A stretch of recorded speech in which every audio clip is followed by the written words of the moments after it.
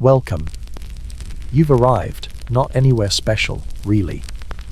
Just a forgotten speck of dust in the endless library of time. Somewhere between your present-day pillow and the soft, rattling bones of ancient Mesopotamia. Settle in.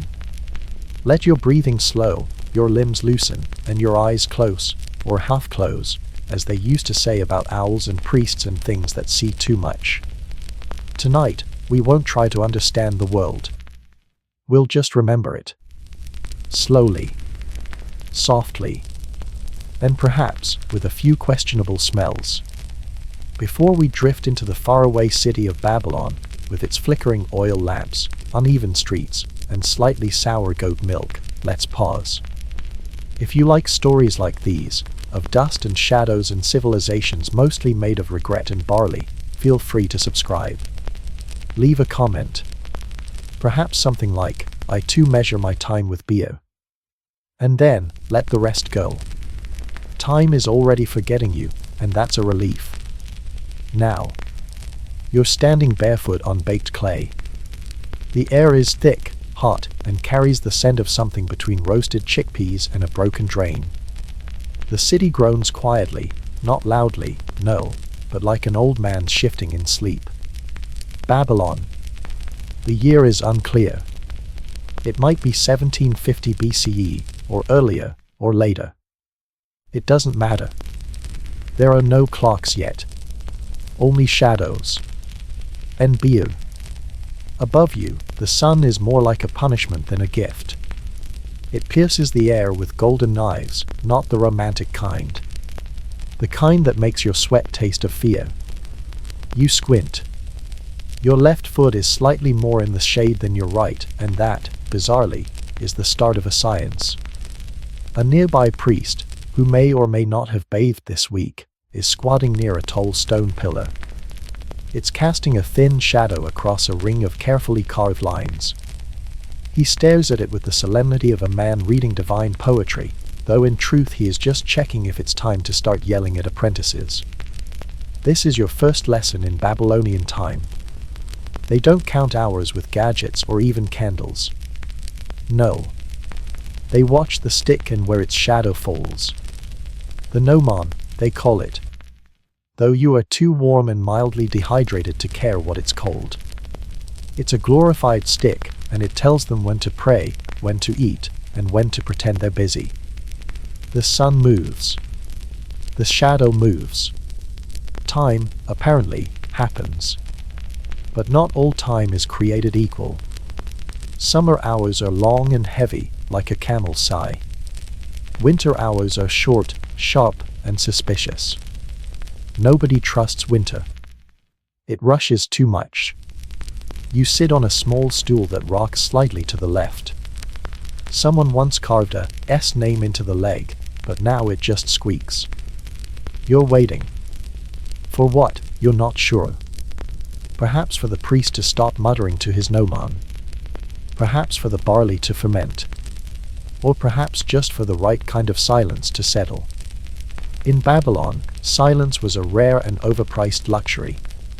From the nearby tavern, though they wouldn't have called it that, comes a familiar scent.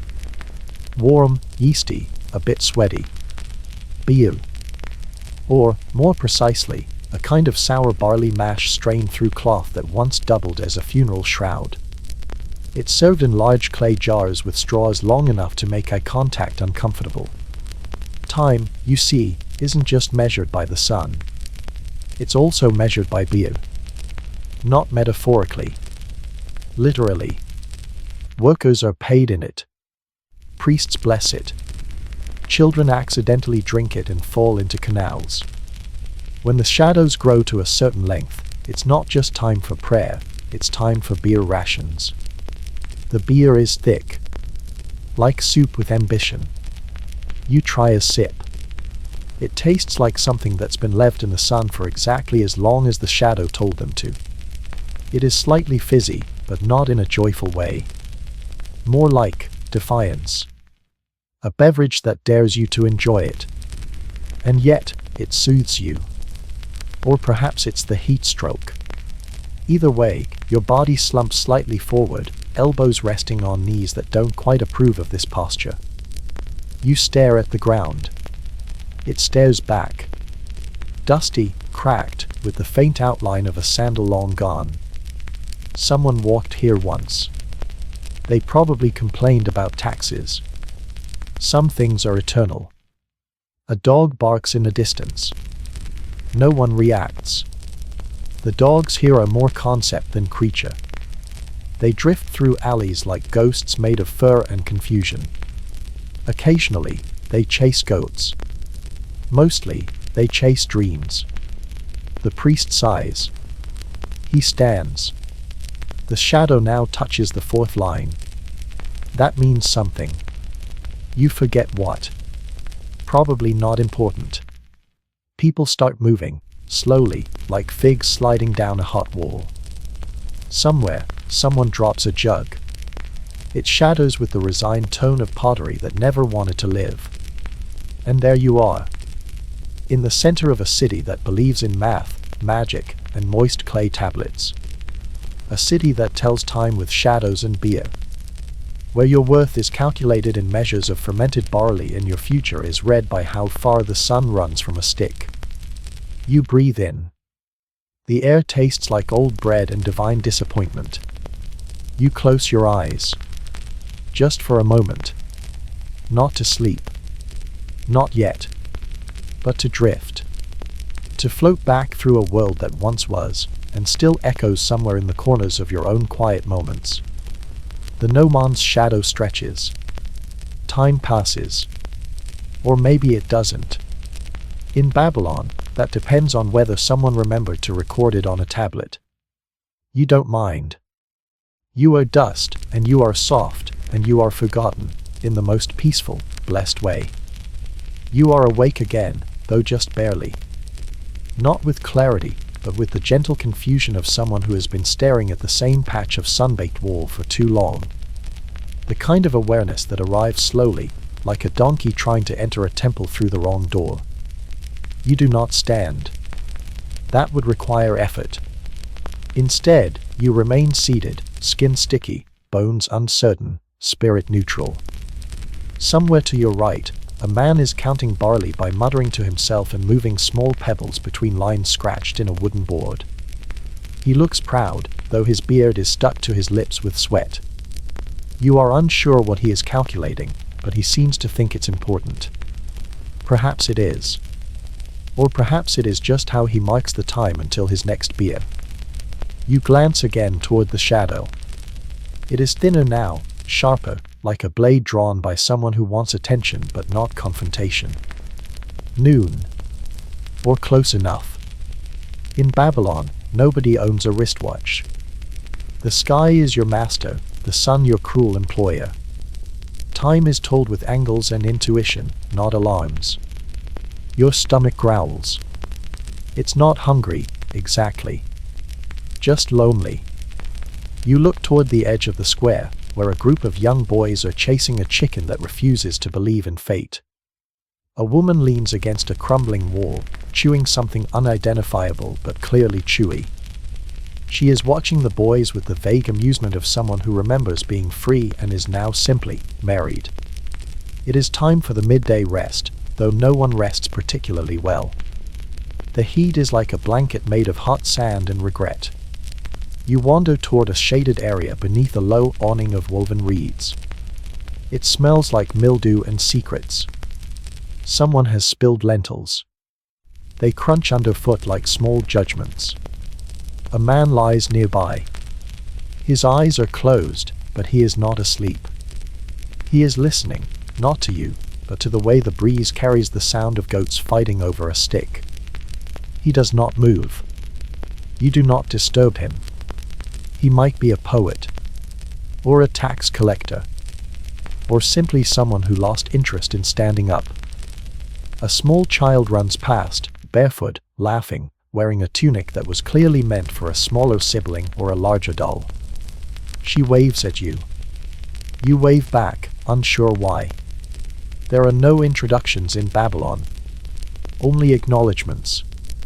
You exist, I exist, Let us continue existing near one another and hope for nothing more complicated than that. You sit again. The reed mat beneath you has been woven by someone either very tired or very experimental. It is uneven, full of personality. You adjust your weight carefully. Somewhere nearby, a fly lands on a fig and then decides against it. Even the flies are hesitant today. A group of men begin to chant softly. Not beautifully, but purposefully. A prayer, perhaps. Or a record of tax grain deliveries sung with the tone of something spiritual. You try to follow the rhythm, but it slips from you.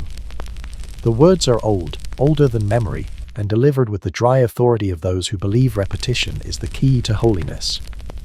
You close your eyes. Not to sleep. Not yet. But to listen. Your skin is warm.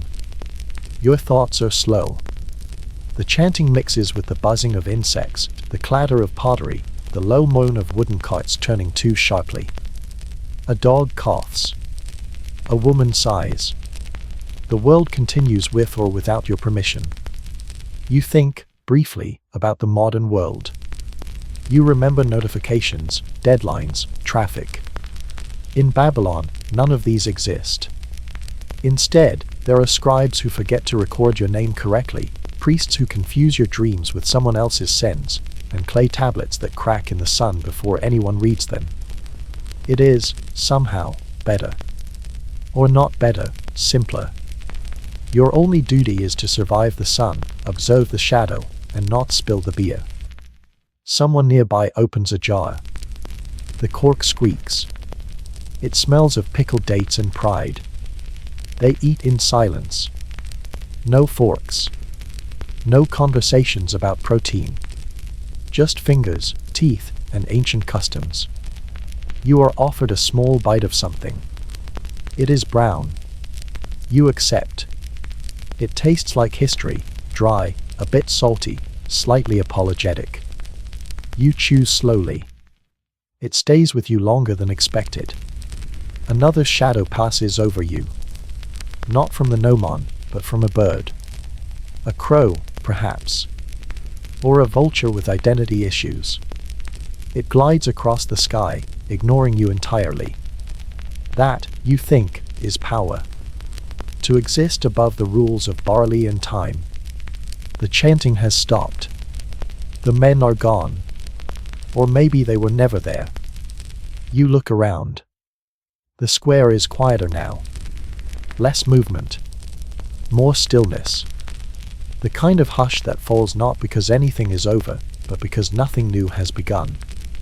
A young scribe walks by, carrying a wet clay tablet as though it might explode. He holds it with two hands and the expression of someone who knows they are watching, and that they are notoriously hard to impress. You glance once more at the pillar's shadow. It has begun to shorten. A signal. A quiet hint that the day is preparing to tilt. You feel it, not in your mind, but in your ribs. The slow drift of time. Measured not in minutes, but in the heat of stone and the tilt of light. You lean back. The wall behind you is warm. Too warm. But not cruel. You let your head rest. Let the city hold you, like a memory that forgot why it mattered. And so, you sit. In the center of a civilization that gave the world mathematics and liver-shaped prophecy. A people who trusted beer more than kings. Who bent time to fit their shadows, and let the sun tell them who they were. You do not move. You are learning how to be still. The heat does not leave. It simply learns to sit quietly beside you. It presses itself into your skin like a poorly written curse, lingering behind your knees, under your arms, between your thoughts. In Babylon, shade is not cool. It is simply less hot. A consolation prize handed out by the sun when it is too tired to keep punishing everyone equally. You remain where you are, leaning against the wall, your hands folded in your lap like you're waiting for instructions you know will never come. The gnomon's shadow creeps slowly across the stone circle, inching its way into the fifth notch. It could mean something important, a moment for prayer, perhaps, or the appointed hour to wash your tunic in the canal and pretend it will dry unstolen. But you do not rise. Not yet. Time, as always in Babylon, is a suggestion, not a command. To your left, an elderly man is fanning himself with a flattened basket lid. Each flick of his wrist moves more dust than air. He is sitting on a cracked wooden stool that appears to be older than the concept of fairness. His robe is torn in 3 places, but carefully sewn along the seams, as if mended with pride and very little thread. He hums. Not a song. Not a tune. Just a long, slow exhalation that might be mourning or digestion or something more sacred. You do not ask. In Babylon, questions are currency, and you have none to spare. Your attention drifts to the temple's outer wall. It looms nearby, made of mud brick and divine intention. The bricks were laid by men who were paid in fish, salt, and the unspoken promise that they might be remembered by someone other than their children. The walls are covered in faded carvings, with wings, lions with eyes too round, kings holding things that no one quite understands anymore. The plaster has cracked. The images flake away with each passing year. But still, the temple stands. Because to rebuild it would mean admitting it could fall. A woman walks past, carrying a basket of reeds. Her feet are bare, her back straight, her eyes pointed nowhere in particular. You wonder where she is going. To the market. To the river. To a small dark room where she boils roots for a child with a fever. It doesn't matter. She will arrive late, and no one will notice. Babylon does not run on time. It runs on custom, on murmured curses, on the slow churn of the sky above and the earth below. You shift. Not much. Just enough to notice the imprint your body has made on the mat. It is damp. Human. Honest. The clay under your heel is warm and beginning to soften. If you stayed here too long, the city might absorb you entirely. Add your outline to the others. A fossil of someone who dared to do nothing and almost succeeded. A boy stands near the priest's gnomon now. His tunic is too clean. His hands are empty. He stares at the shadow like it has insulted his family. You can tell he is new. An apprentice, perhaps. The kind that still believes the sun listens. The priest is gone, or just inside, consulting his dream journal, which is really just a damp scroll full of misinterpreted nonsense and handwriting no one wants to correct. The boy holds out a stick, mimicking the sacred gnomon. The shadow from his hand trembles. Time, it seems, does not trust beginners. You look beyond the square. Past the goats tied to the fig tree. Past the broken cart will lean sadly against a wall. You spot the narrow alley that leads to the beer courtyard, not a tavern, no, that word is too cheerful. It's more of a trough with walls. There, men and women gather in the heat, not to celebrate, but to endure. The beer is warm and thick and full of grainy surprises. Served in jugs that used to store oil, now chipped and pockmarked like the faces of the drinkers. You consider going. Not for thirst, but for the ritual. But you are already half asleep in spirit. Movement would only ruin it. A fly lands on your arm. You watch it without moving. Insects in Babylon are bold. They live among thee and the scribes, and fear neither. The fly stares at you. You stare back. Eventually, it leaves, perhaps disappointed in your lack of sweat. Or perhaps respectful of your stillness. The wind stirs. Just once. A lazy gesture, like a reminding you they still exist. It carries with it the scent of fish too long in the sun, crushed coriander, and distant clay smoke. You breathe it in. Not because it's pleasant, but because it's there. In this city, you learn to accept what the air gives you, even if it is mostly regrets in vapor form. Somewhere, a pot clatters. Someone shouts a name. A donkey coughs. And then it all settles again, as if the noise had simply been a mistake. You let your eyes drift shut, just for a moment, to see if the darkness feels cooler. It doesn't. But it feels slower. And that's enough. You imagine yourself centuries from now. Someone finding your sandal. Someone asking what you did here, what mattered to you, what you feared. They will guess wrong. They will write it on a museum plaque. You won't mind. Your name is dust. Your choices, mist. What remains is the heat, the shadow, the curve of the gnomon's finger pointing ever forward, even when no one is watching. Time passes. Or doesn't. Perhaps the sun has stopped moving. Perhaps the boy with the stick has frozen it with his gaze. Perhaps none of this is real, only a long, slow dream cooked gently in the oven of the earth. You shift again. Your bones whisper their complaints. Your thoughts move like syrup. The city continues. Babylon breathes without you, but somehow keeps you inside it, like a sentence never finished, or a prayer mumbled beneath one's breath. And somewhere, beyond all this, beyond the market, the temple, the rats in the barley storehouse, someone is calculating the angle of the shadow, preparing to write it down on a fresh clay tablet. It will be read, misunderstood, and stored beside records of taxes that were never collected. But for a moment, it will be recorded. That you were here. That the shadow reached the 7th line. That time did, in fact, exist. Just long enough for the beer to warm. You do not know how long you've been sitting here, and neither does Babylon.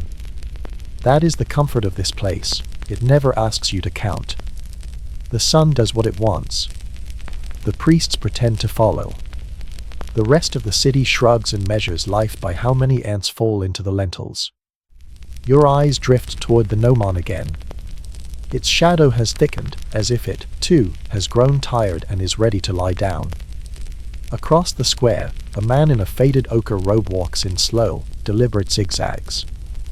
He is not drunk. He is simply avoiding the hottest stones, which form a crude mosaic of disappointment across the courtyard. He carries a bundle of scrolls under one arm, all tied with string that looks more hopeful than strong. His beard is forked, not by style, but by accident. He wears sandals that flap softly with each step, a sound that has, over time, become the national anthem of bureaucrats. He is a scribe. One of the many. You can tell by the way he carries his eyebrows, slightly raised, as if to say he has seen things, but prefers not to speak of them unless absolutely forced. His job is to write, of course. To scratch meaning into wet clay using a stylus that resembles a small, angry twig. He records taxes, dreams, oaths, harvests, and arguments about goats that no one will remember in a week. But mostly, he records time. Not hours or minutes, of course, those are modern fantasies, but moments. When the shadow touched the 6th notch. When the barley was exactly moist enough. When a man named Hammurabi told everyone to behave, and a tablet was born. The scribe stops beneath the awning, adjusts the scrolls, and begins muttering to himself. You do not listen closely. The words are for the clay, not for you. Still, you catch fragments. Sunlight, western tilt, 3rd hour past the median line. He pauses to scratch his back with the end of a scroll. Then continues. Beer rations, not yet, temple summons, possibly delayed due to omen, and there it is again, that delightful Babylonian uncertainty. Nothing is ever confirmed. Only suggested. Like time, or justice, or which end of the stick the prefers. You shift your legs. Your knees pop, softly, like clay jars left too long in the fire. The scribe frowns and glances at you, not rudely, just enough to suggest that your joints are being historically disruptive. You nod. He nods. In Babylon, this is a full conversation. Nearby, a child is trying to recreate the gnomon using a chicken bone and a pile of stones. It is a tragic failure, but a noble one. She adjusts it 3 times, sighs, and then feeds the bone to a small dog who was not invited but attended anyway. The dog accepts the gift and then collapses sideways into the shade, content to forget why it came. The scribe, still mumbling, removes a fresh clay tablet from his pouch. It is smooth, slightly damp, and full of promise. He presses his stylus into the surface with gentle violence. Each mark is a wedge. Each wedge is a word. Each word is a burden. You wonder what future scholar will read this tablet. Probably none. It will fall behind a shelf, be crushed by a careless priest, or used to level a table that has always leaned to the left. But for now, it exists. It is truth, inscribed in mud. The wind returns, this time with a little more arrogance. It kicks up dust, flutters robes, and sends someone's prayer shawl tumbling into the arms of a statue that no longer has a head.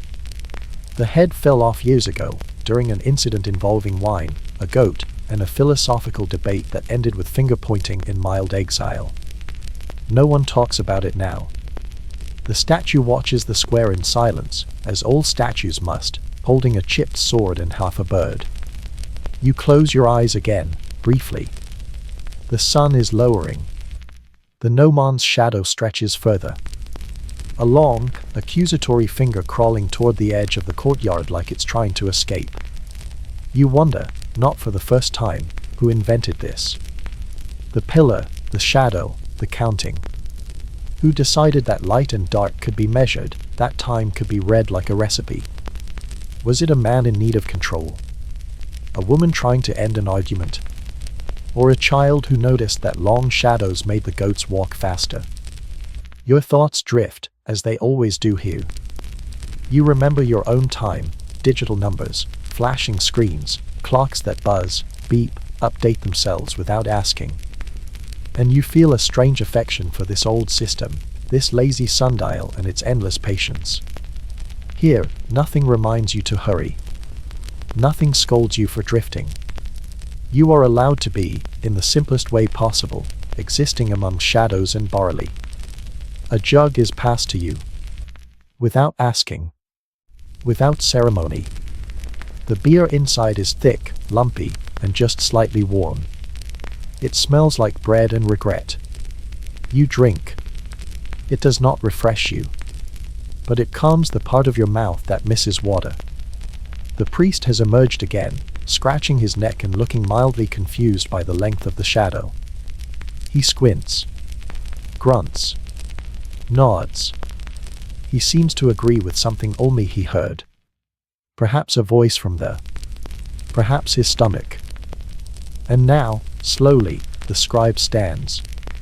He places the tablet in a wooden box lined with straw and crushed dates. He ties it shut with the same hopeful string. Then he walks away, sandals flapping once again. Another record kept. Another moment measured. Another whisper of time captured in mud. You stretch your legs forward, gently. The sun has begun to paint the walls in gold.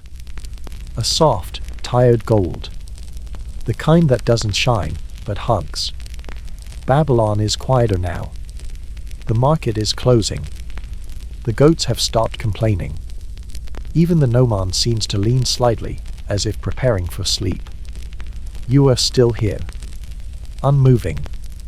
Forgotten. Revered by no one.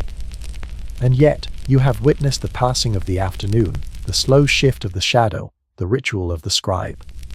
Time has walked past you with bare feet. And you, wisely, let it go. Evening does not announce itself in Babylon. It seeps. Like oil through a crack in a clay jar.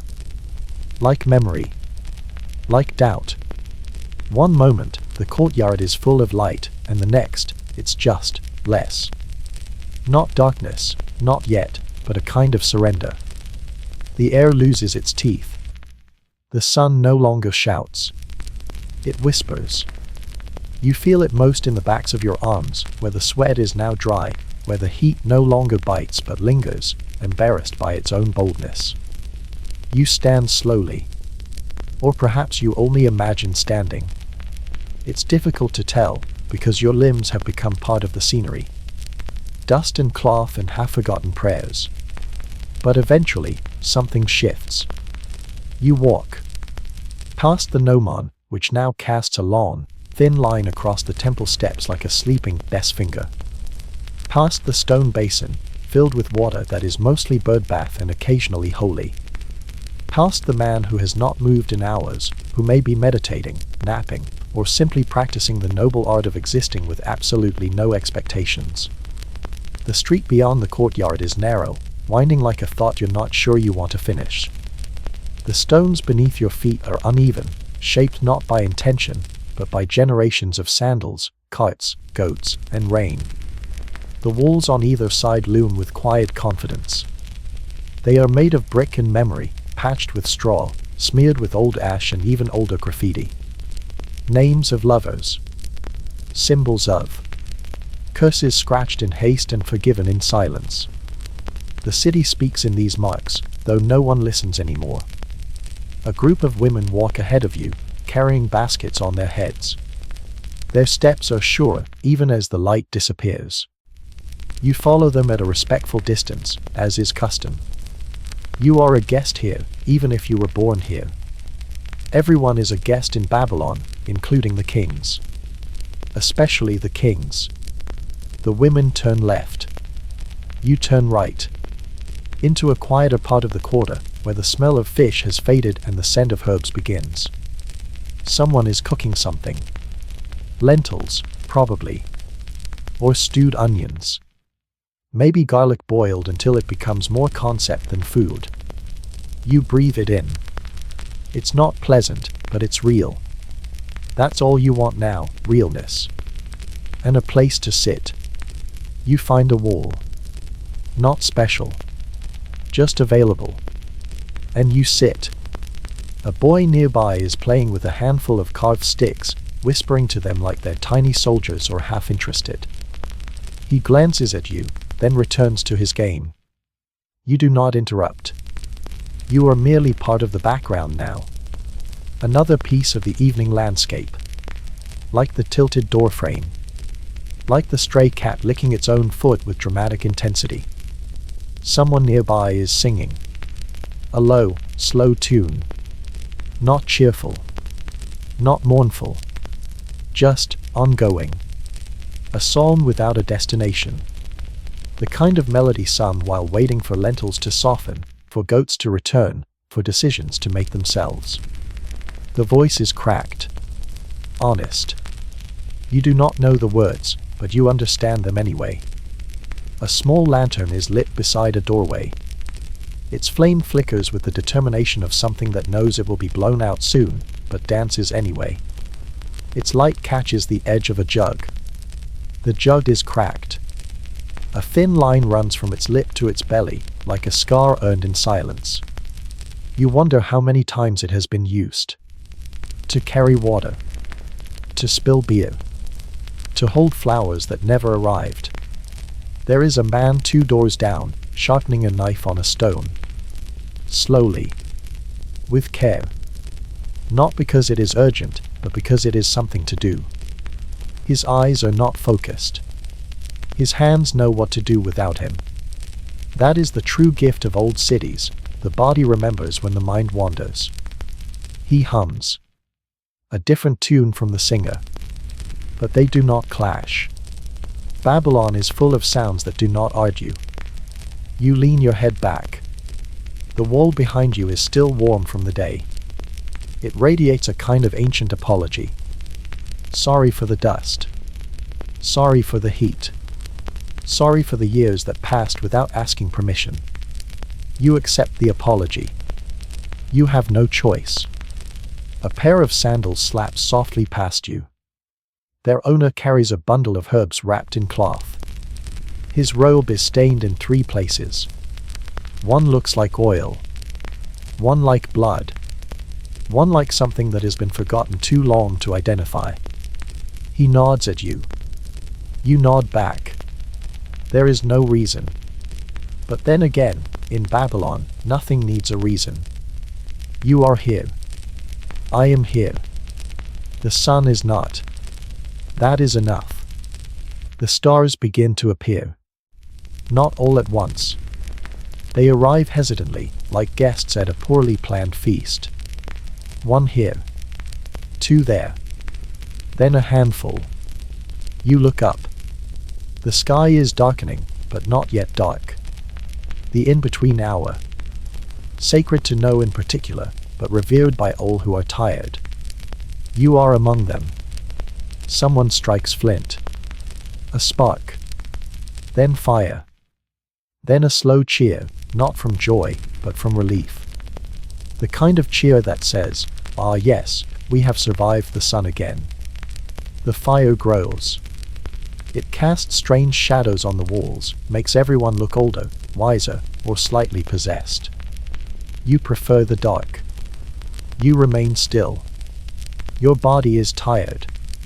But your tiredness is not urgent. It is the kind of tiredness that belongs to cities like this, slow, dusty, shared. You are not exhausted. You are simply participating in the long, slow fading of the day. And now, the beer returns. A fresh jug. Passed around. It sloshes. It leaks. It is greeted like an old enemy. You take a sip. It tastes like barley and survival. You do not smile, but you do not frown. The priest has arrived, late as always, and says something about the moon's angle. No one listens. The moon does what it wants. You lean back further, feel the weight of your own breath. Babylon breathes with you. The dogs have curled into themselves. The children are inside. The courtyards are quieter. Time is stretching, no longer a line, but a soft circle. And you, once again, are here. At the edge of history. In the heart of nothing urgent. Surrounded by people who count time by shadows and flavor their evenings with beer thick enough to chew. No clocks. No hurry. No need to know what comes next. Just the sound of sandals, the breath of old bricks, and the distant, gentle drip of something, maybe water, maybe memory. There is a moment in the night when even the city begins to forget itself. You are not sure when it starts, but you know when you feel it. The noise doesn't stop, it just lowers its voice. Like someone whispering a joke they're too tired to finish. You are still sitting against the wall. The stone behind you has finally cooled. It no longer holds the sun. Now it just holds you. And maybe that's enough. A moth flutters past your face. It is large. Not majestic, exactly. But purposeful. It bumps into the lantern near the doorway, then spirals away, unimpressed. Its wings catch the light for a second, a flash of dust, a suggestion of color, then gone. You wonder, briefly, what moths believe in. And whether those also forget their own prayers sometimes. The fire nearby has grown. Someone added a log without telling anyone. That's how things are done here. Nothing is announced. Actions simply happen. And those who notice, notice. The flames crackle. Not aggressively. More like, politely. As if they're aware some people are trying to drift off and would prefer not to be startled by their warmth. The firelight stretches across the courtyard, brushes the sides of pots and sandals and faces too tired to care what they look like. A woman near the fire is shelling beans. Slowly. Each flick of her thumb sends a little pod into a bowl that is already more full than expected. She is not smiling, but her eyes are soft. She works like someone who knows this task will never end, and who has decided to enjoy that fact instead of fight it. Occasionally, she glances up at the others. A child sleeping on a woven mat. A man counting the same 4 coins over and over.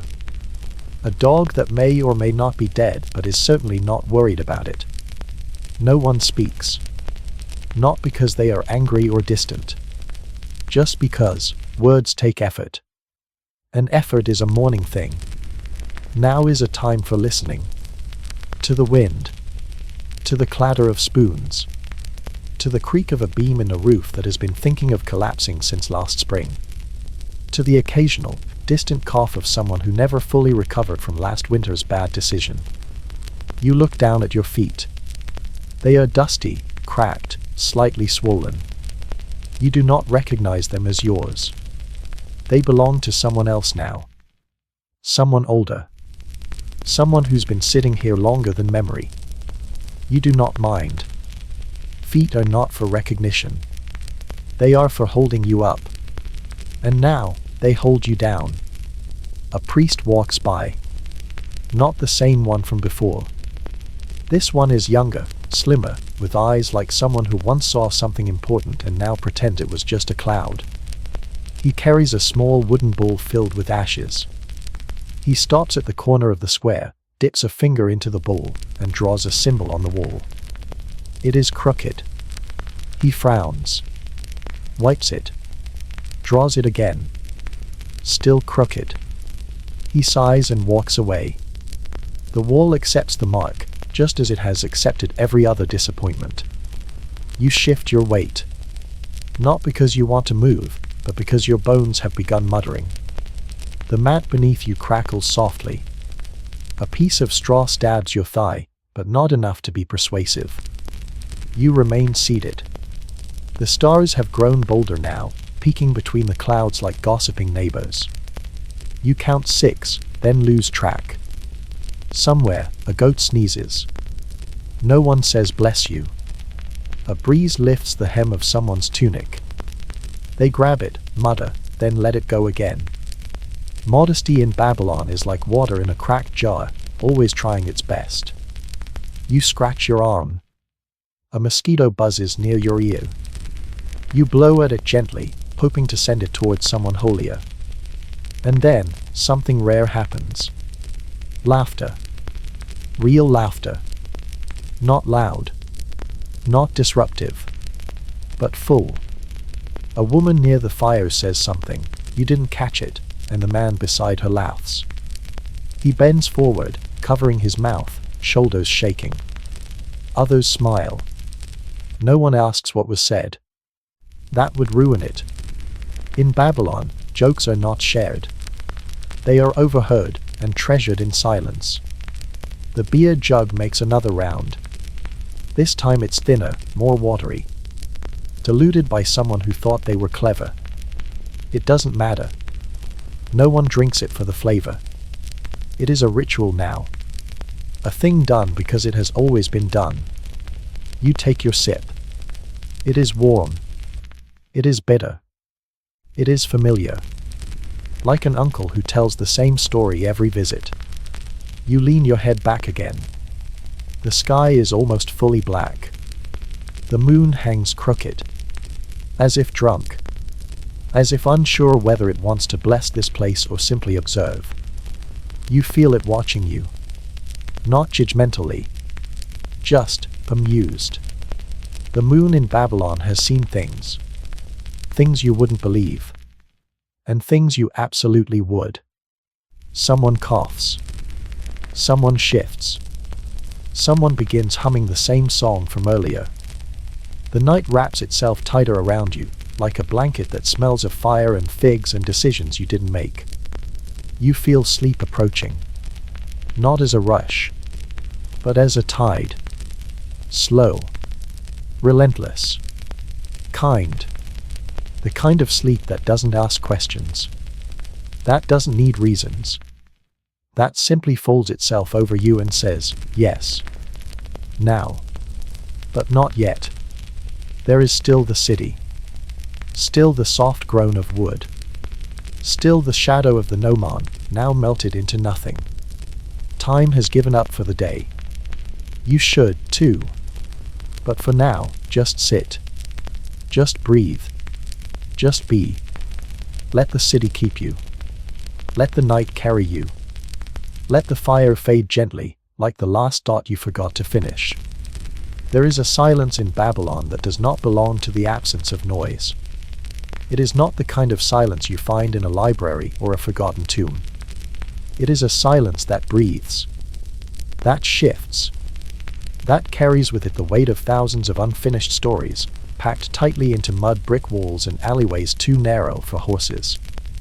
You are sitting in that silence now. Or rather, you are wearing it. Like a thin, woven cloak that was handed to you without ceremony by a stranger who didn't speak. The night is not cold, not really, but it pretends to be. The kind of chill that rests lightly on your skin just long enough to remind you that things do, in fact, change. You exhale slowly. Your breath joins the air, unnoticed. It carries no urgency, no message. Just one more warm gust rising toward a sky that has grown thick with stars, too many to count, and too proud to ask for attention. A dog nearby is dreaming. You can tell because its legs twitch in slow, suspicious bursts. It is chasing something. Possibly a goat. Possibly its dignity. You watch, mildly invested, until it snorts and rolls over, grumbling like a drunk philosopher halfway through a nap. No one else notices. Dreaming dogs are as common as cracked balls and forgotten debts in this city. You are, by now, a fixture. A lump of flesh and thought pressed into the scenery. People pass by you, quietly, carefully, as if you might be sacred, or cursed, or merely inconvenient to step around. A boy carrying a basket of half-dried dates walks past. His feet slap the stones in soft, sticky rhythm. He does not look at you. He is humming something ancient and unfinished. It sticks in your mind like honey on a spoon. The wind shifts again. This time, it brings the smell of burnt barley, sharp, smoky, slightly bitter. Someone overcooked the mash. No one will admit it. The beer will still be served. It will taste of apologies, but it will be served. You smile, or something like it. Your lips curve without commitment. In Babylon, standards are flexible, especially after dusk. To your left, a pair of old men are playing a board game that appears to involve both strategy and complete randomness. The pieces are small bones. The board is carved into the top of a broken crate. One man has no teeth. The other has too many opinions. They argue in whispers, like scholars at war with their own memories. You do not know the rules. They don't either. That's never stopped anyone. The fire in the courtyard has become lazy. It puffs now and then, releasing a small protest into the air, as though it resents being expected to continue. The embers glow. Red, orange, tired. The logs have collapsed inward. A metaphor, perhaps, for something, but it is too late to interpret anything now. You shift your weight again, not to move, but to feel. The mat beneath you is warm in some places, damp in others. Your back aches, but not in a loud way. Just a slow, tired throb, a reminder that you are still living in a body, even if you've forgotten whose. A woman walks into the courtyard holding a jug balanced on her head. It's not showy, it's practiced. Her face is unreadable. She moves like someone who has made peace with being invisible. She places the jug beside the fire and disappears into the shadows. The jug is chipped. The water inside is cold. You don't need to taste it to know. The gnomon is gone now. Not removed, simply vanished into night. Its shadow no longer stretches. It sleeps. The lines carved around it, those sacred notches and measurements, are just scratches in the stone once more. Without the sun, the great clock of Babylon becomes a game board for children or a seat for goats. Time has no dominion after dark. You think about that. About a world that lets time rest. That does not demand it tick forward endlessly. In your world, time is sharp. Precise. It slices days into tasks and hours into pressure. But here, in this half-silent city of cracked jars and warm beer, time becomes soft. Round. Forgiving. Someone coughs. Someone else laughs, a soft, dry chuckle like sand sliding down a well. The man with the too many opinions wins the game. or loses? It is unclear. He declares something in a grand voice, then falls silent when no one responds. His opponent shrugs. A victory that will not be recorded. A cart creaks in the distance. Probably empty. Probably pulled by an animal more stubborn than strong. It bumps along the stones, wheels thudding like a heartbeat with arthritis. The sound fades. You remain. There is a man beside you now. You didn't see him arrive. He is old, or maybe just tired. He smells of onions and wood smoke. He does not speak. He sits. Breathes. Watches the same nothing you've been watching. You are companions now, simply because neither of you needed anything else to do. The stars are more crowded now. Like they've remembered something important. Like they're trying to gather before someone blows the candles out. You try to count them again. You fail, again. That is their charm. Always more than you expect. Always slightly out of reach. Your eyes blur. Your shoulders drop. A beetle crawls across your foot. You let it. The fire has nearly died. The air is cooler. Someone, somewhere, sings a lullaby to no one in particular. A song older than this city. Older than time. The notes drift across rooftops, through reed mats, into dreams not yet begun. And still, you sit. Still, you listen. Still, you wait for nothing. Babylon keeps breathing. And you, lucky soul, have been allowed to breathe with it for a while longer. There is no more light to see by, not really. Just the pale suggestion of a moon and the warm afterglow of fire, the way a word stays in the air after it's been said, the way a story continues even after the mouth has closed. You are still. You are part of it now, the city, the courtyard, the mat that has flattened itself beneath you like a loyal, exhausted dog. Babylon does not ask questions after dark. It simply exists. And it allows you to exist with it. The man beside you, the one who smells of onions and wood smoke, lets out a long sigh. It is not a sad sound. It is a release. A slow pouring out of something heavy that had been held too long. He adjusts his tunic. One side is torn. Not recently. The edges have been frayed into softness by time, by wind, by the kinds of days that don't seem important until they've passed. He does not look at you. He does not need to. You are both witnesses now. Witnesses to a night that has no climax, no ending, only a long and patient middle. Across the courtyard, someone is snoring. Loudly. It echoes off the mud brick walls in slow pulses, like a drum played by someone with no rhythm but great confidence. No one shushes them. No one minds. In Babylon, sleep is sacred. And snoring is proof that they have not yet taken you away. The fire is nearly out. What remains of it is not flame, but memory. A soft red coil, like the last thread of a dream before waking. It lights nothing. It warms no one. But it holds space, as if promising it once did more. You hear the sound of sandals. A gentle slap against stone. Someone approaches, then pauses.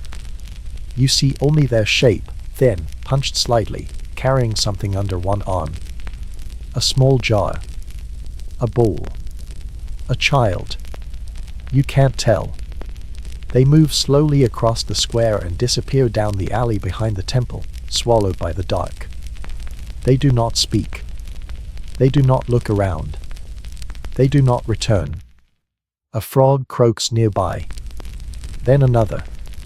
The night animals have found their voices. Crickets, distant. Owls, closer. Something rustles in the reeds. Probably a rat. Possibly a. You listen. You do not judge. The man beside you begins to hum. A low, circular sound, like a will trending through thick mud. The kind of song sung without words, without purpose, only because the body needs to fill the air with something. It drifts between you like smoke. You do not know it, but you feel it. In your ribs, in your jaw, in the places inside you that language never quite reaches. You close your eyes, just for a moment, or longer. You're not sure. When you open them, the courtyard looks the same. Or maybe it doesn't. The edges have softened. The walls breathe gently. The stars blink more slowly now, as if trying to stay awake. The moon has shifted, just a little. A few inches closer to someone else's dream. Someone has placed a folded cloth over the jug. A sign that the night is ending. Or at least, that no more is expected of it. The beer inside is nearly gone. What remains is sediment. Memory. Foam that never formed. No one will drink it. But no one will throw it away, either. It will evaporate by morning, like ambition. The air smells of ashes and sleep. The wind has stilled. Even the mosquitoes seem to have grown bored. You rub your arms slowly, not because you itch, but because the motion reminds you that you are here.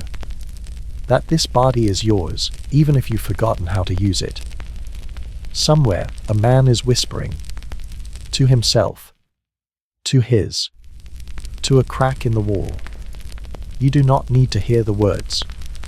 They are for him. They are part of the machinery that keeps the world spinning at this gentle, drowsy pace. You think about time again. Not the sharp, metallic kind that slices your day into deadlines and delays.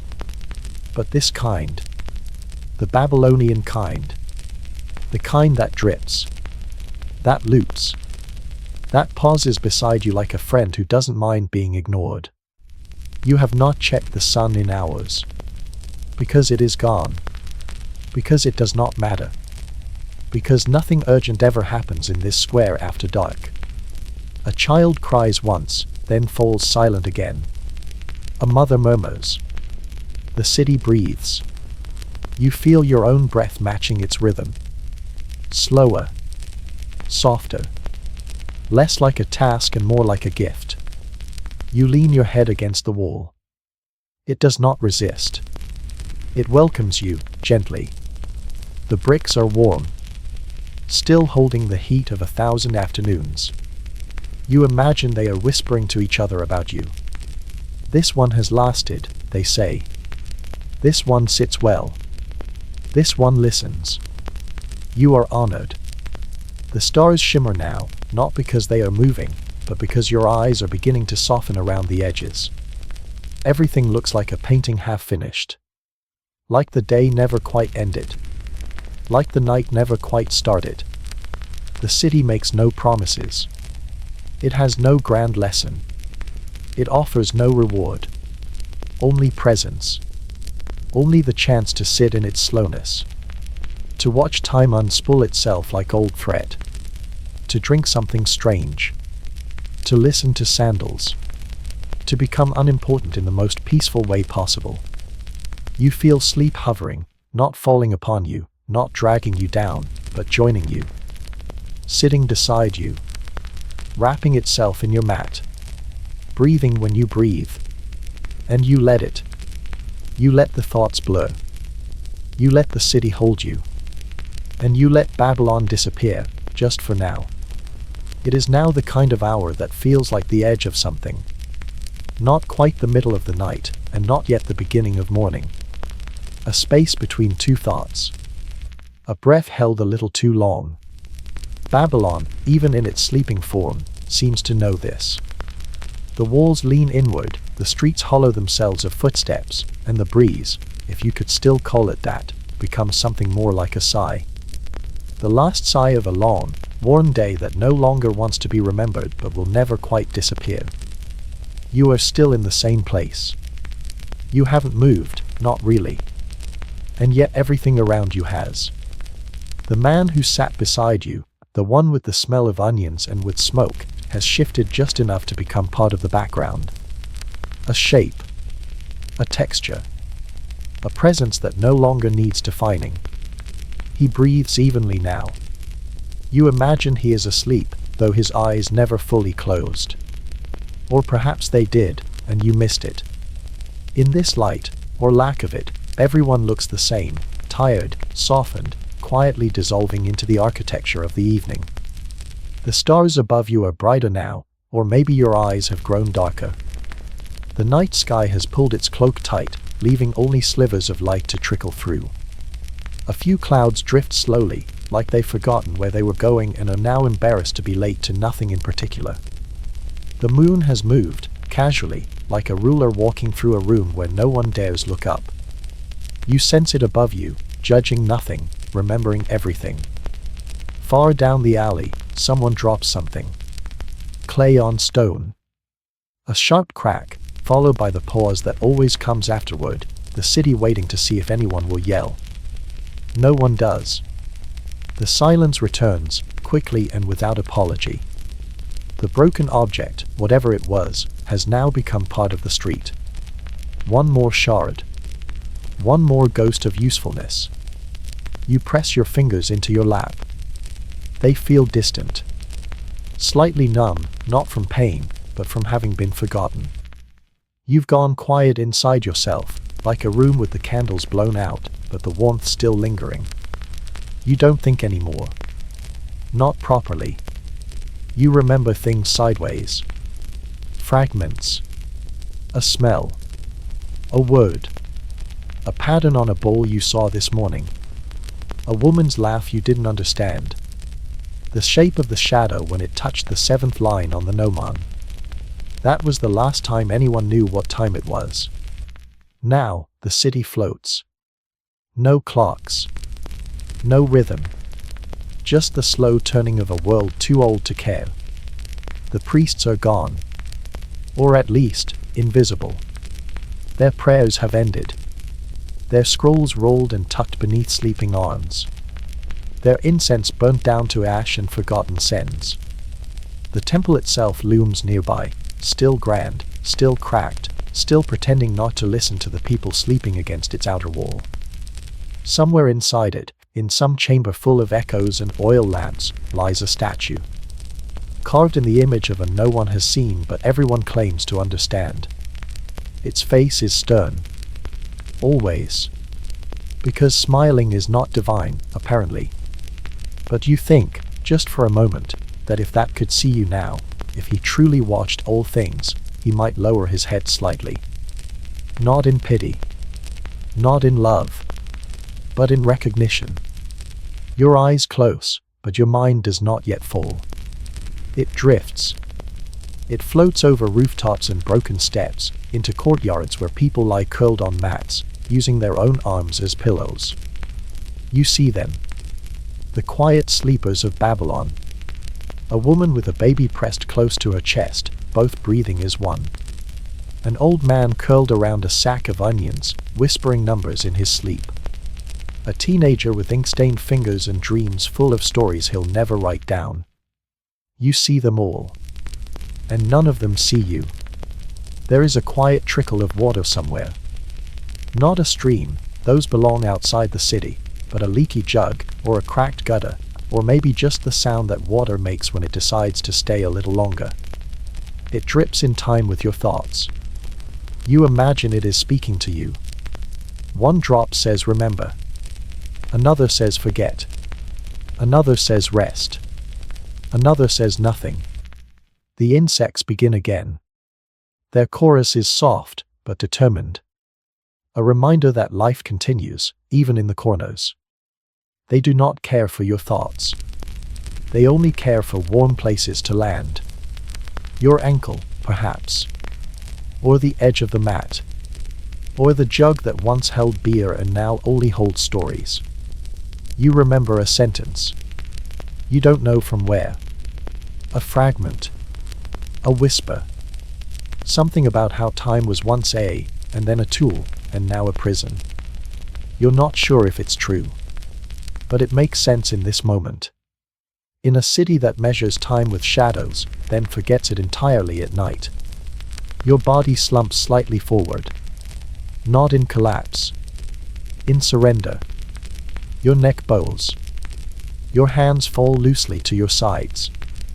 The earth beneath you, packed clay and dust and 1,000 years of footsteps, accepts your weight without complaint.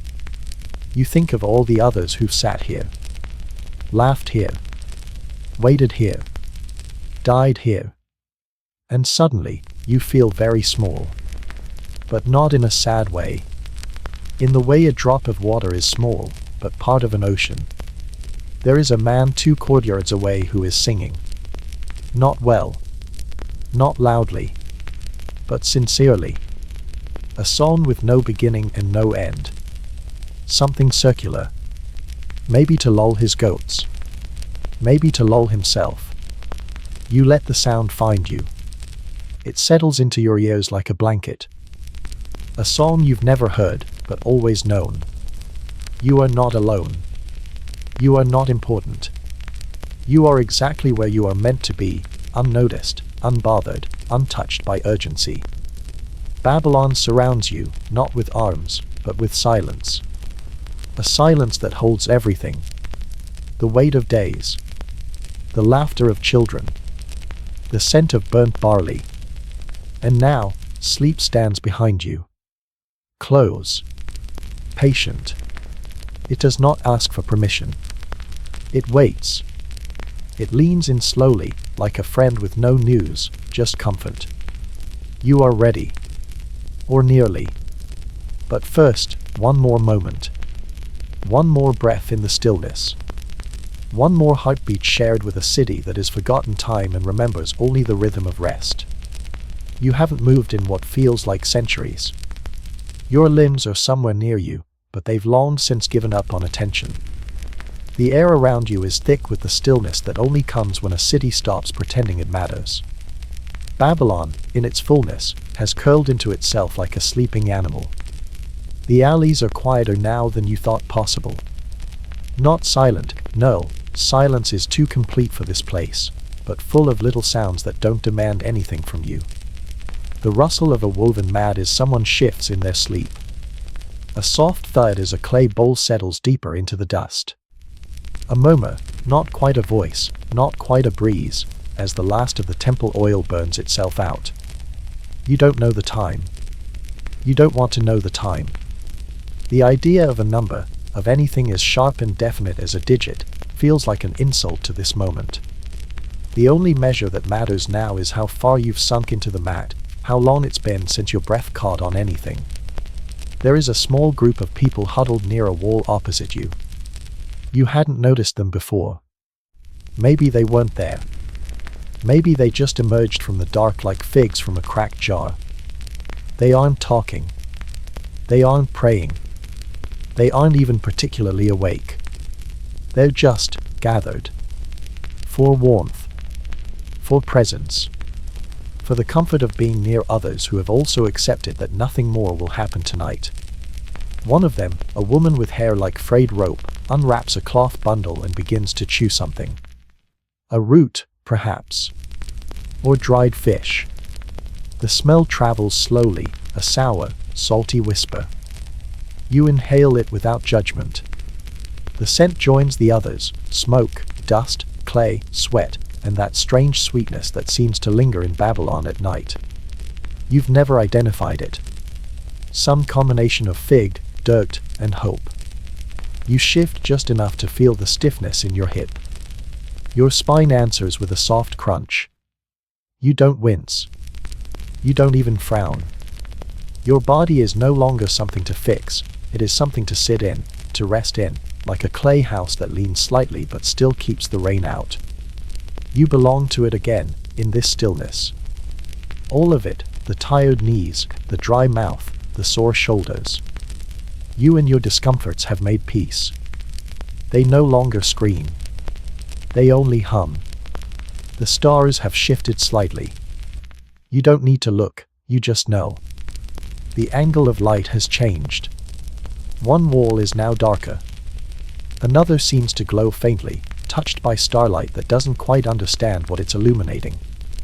You glance upward. Not to marvel. Just to witness. And there it is, the sky, enormous and exhausted, draped over Babylon like an old blanket.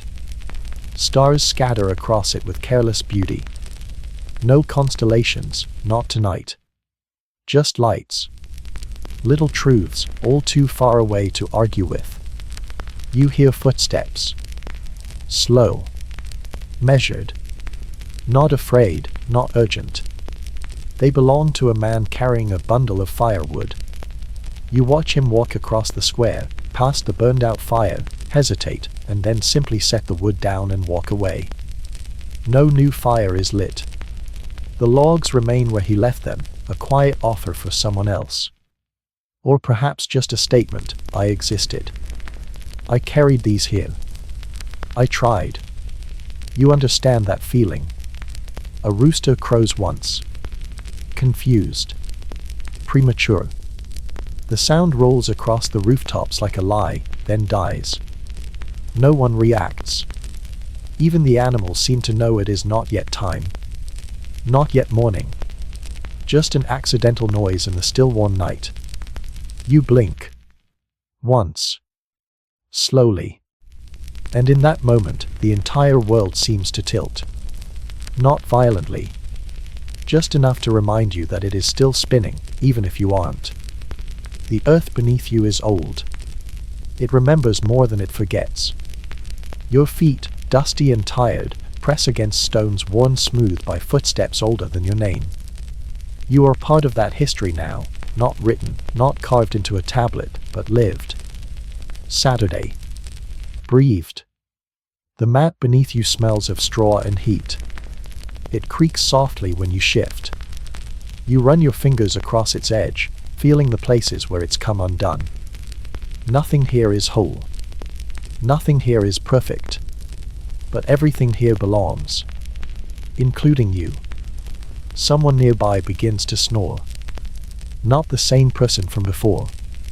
A new rhythm. Deeper. Slower. It joins the nighttime orchestra, frogs, wind, creaking wood, breathing walls. You listen. Not because you're curious, but because there is nothing else to do, and that is the most peaceful truth you've known all day. You realize, distantly, that no one has spoken to you in hours. And you feel strangely grateful for that. Words are heavy. Tonight, the air does not need them. It asks only for your presence. Your stillness. Your gentle agreement to continue being here, doing nothing. Your mind begins to dissolve at the edges. Thoughts become slower, heavier.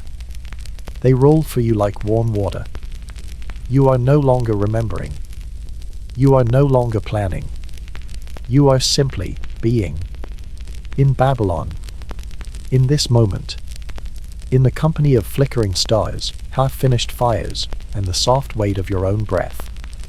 You lean your head back one last time. You feel the wall behind you. Solid. Patient. Made from mud, baked in the sun, and hardened by centuries of leaning people. You close your eyes. Not to sleep, not yet, but to practice. One breath. And another. The night stretches forward. And you follow. You are far past remembering when you last moved. Your bones have settled into the stone, and the stone, in turn, has accepted you. The night, now fully matured, lays across the city like a tired hand across the eyes of a restless child. Babylon has not slept. It does not sleep. It simply pauses. Holds its breath. Waits without waiting. You are not awake in the ordinary sense anymore. You are awake in the way trees are, or bricks, or thoughts that no longer need action. The stars above shift again, ever so slightly. They do not twinkle, not really. That was always a lie told to children in poets. They burn, silently, with the kind of confidence that only things too far away to be touched can possess. They do not look down on Babylon. They do not care what happens here. But still, they are watched. By you. By the man now lying curled beneath his mat. By the stray dog whose breathing matches yours. All of you, unknowingly, waiting for something that no one expects to come. A light flickers across the square. A lantern. Small, hesitant. Carried by someone you can't yet see. It swings as they walk, not with purpose, but with the rhythm of someone who has walked these paths too many times to think about them anymore.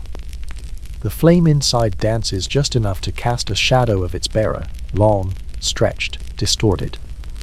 The shadow passes across a wall and disappears before the body does. That's always how it is here. The shadow leaves first. You watch as the figure finally emerges into full view. An old woman.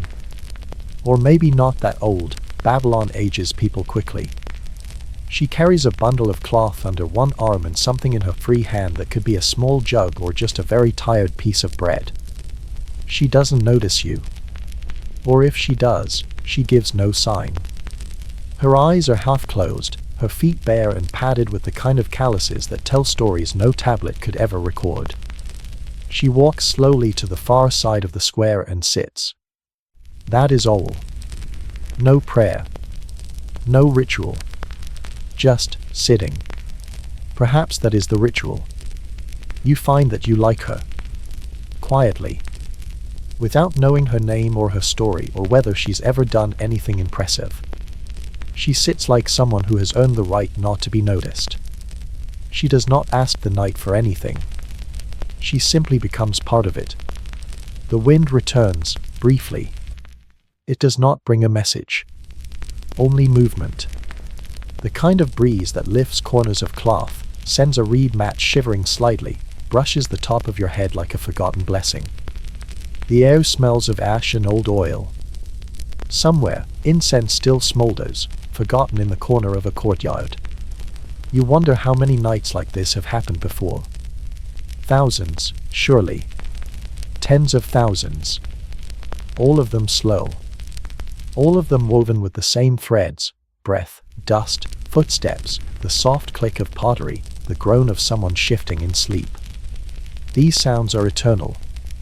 They are the heartbeat of the world before it knew it had one. Your own breath joins them now. Long, quiet. Almost gone before it's noticed. Your eyelids flutter, not from fatigue, but from softness. You are becoming less solid. Your thoughts don't hold their shape the way they used to. Names slip. Sentences break in the middle. Questions rise but find no reason to finish themselves. There is a sudden splash in the distance. Water, maybe a jug kicked over, maybe someone stumbling into a basin. No one calls out. The sound happens, then ends. Just like everything else. You blink, barely. The fire is only an ember now, and the stars seem closer than they should be. One of them flares slightly, or perhaps your eyes did. Either way, the sky accepts it. The old woman across the square is humming now. Not a tune, not even music, just a line of sound drawn out like thread through cloth. It wavers. It catches. It continues. You don't know why she sings. Maybe she doesn't either. Maybe it is simply what the night required. You feel your head lean gently to the side. The wall supports you. Your neck settles. A part of you remembers that sleep is coming. But another part of you knows it already has. That this place, this stillness, this heavy warmth around your shoulders, is sleep, even if your eyes remain half open. Somewhere, a gate creaks in its hinge. Rust and wood moaning together like old friends. The sound is slow. It takes a full breath to finish.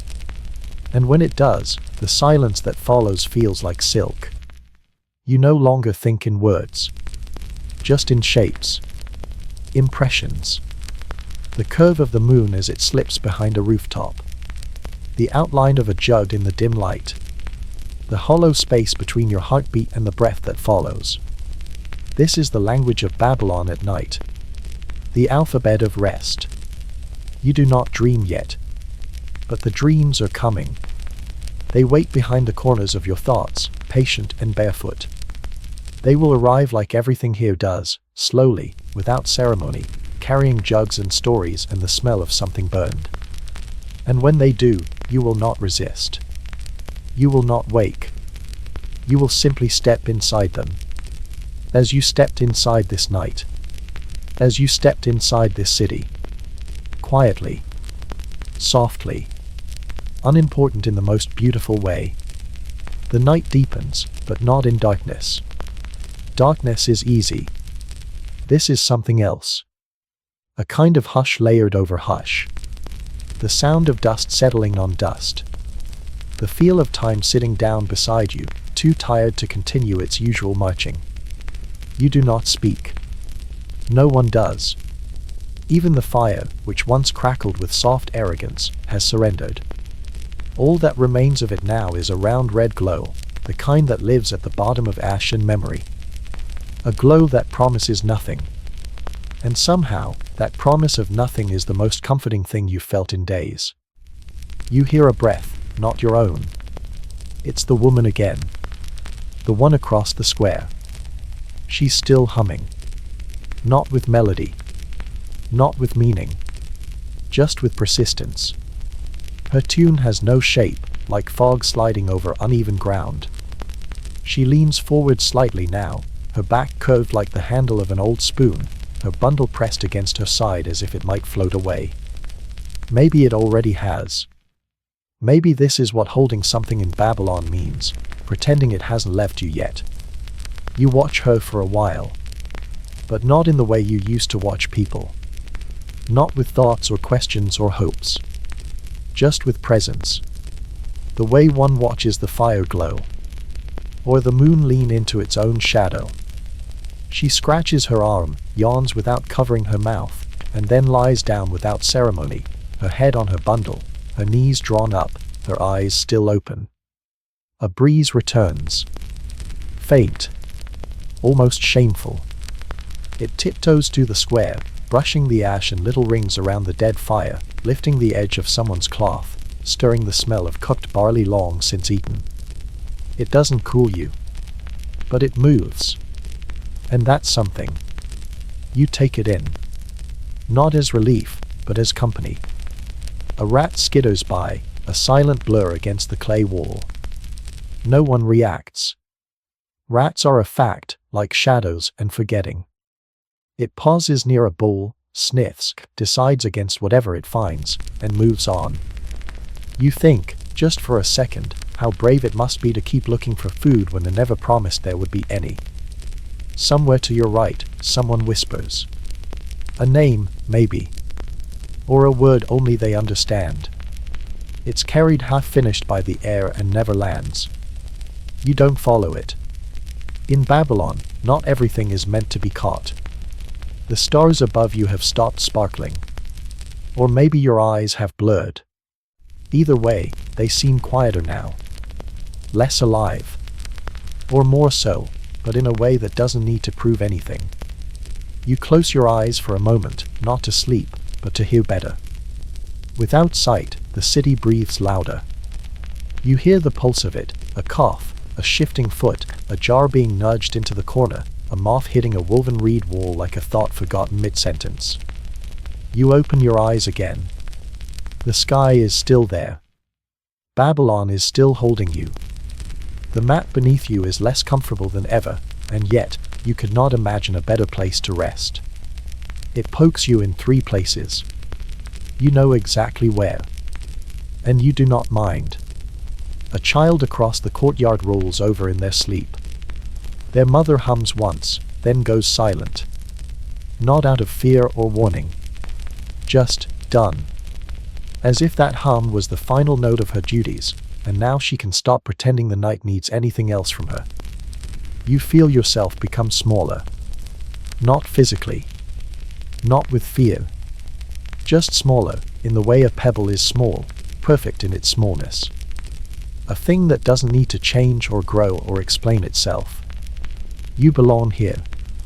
Not because of something you've done, but because Babylon has no gatekeeper. It accepts everything that lies still enough to be forgotten. Your thoughts now are the kind that live behind other thoughts. Echoes of sentences that never finished forming. The image of a bull, not the idea of eating. The feel of a cool shadow, not the memory of walking through it. These are the thoughts that come when you stop trying to think. They rise gently, like steam from warm clay. They drift. They vanish. They return. Someone nearby mutters in their sleep. The words are slurred, half-chanted. A priest, perhaps. Or someone who used to be one. Their voice lifts slightly, then falls away like a leaf tossed into a river. No one replies. There is no need.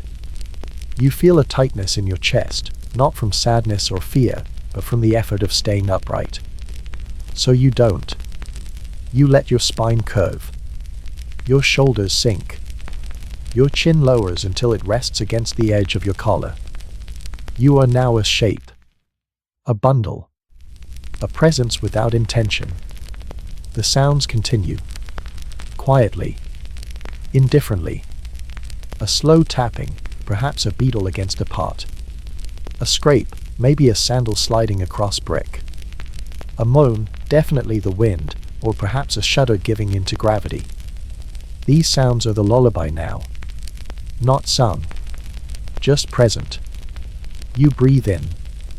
The air is thick. Still. But familiar. It holds the city inside it. You breathe out. The city accepts your breath without comment. Babylon does not need worship. Only witnesses.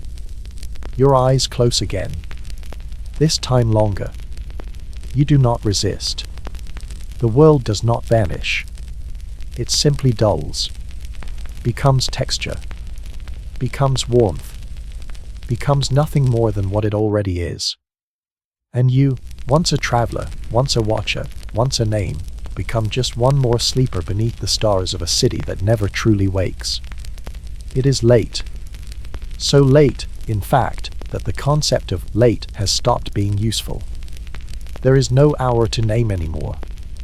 No agreed-upon moment for sleep or waking. The gnomon, that proud stick of daylight measurement, is now just a lump in the dark.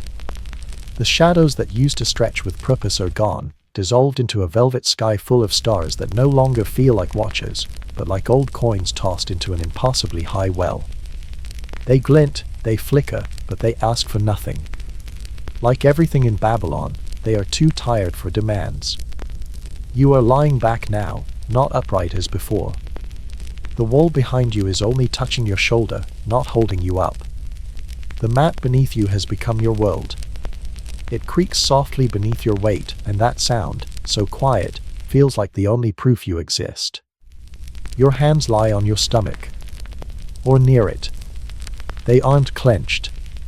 They aren't open. They're just there. Like worn tools left out overnight. You wonder if anyone ever really owned anything here. Not the homes, not the tools, not even the thoughts. Everything is borrowed in Babylon. The goats. The barley.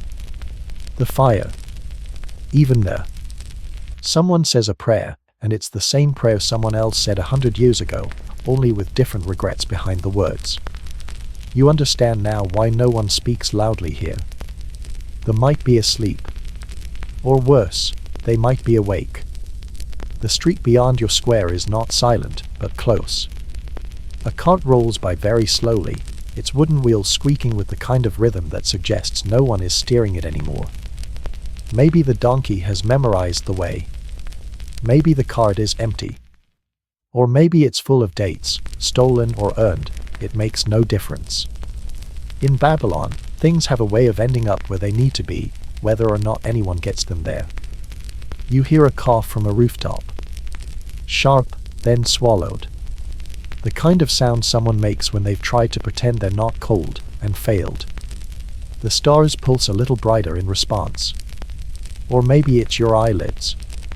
They've begun to drift closed and open without asking you first. The flicker between dark and light feels like the blink of a slow, disinterested, omniscient, and exhausted. You do not feel your feet anymore.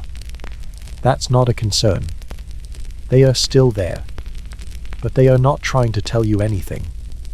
They have let go of the day, of walking, of being important.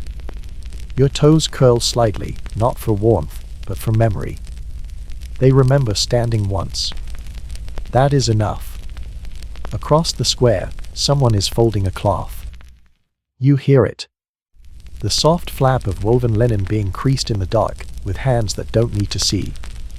Maybe it's being prepared for a journey. Maybe it's just habit. Or maybe, and this is likely, someone has forgotten whether they're still dreaming, and has decided to tidy up just in case the dream ends soon. A dog stirs near the corner.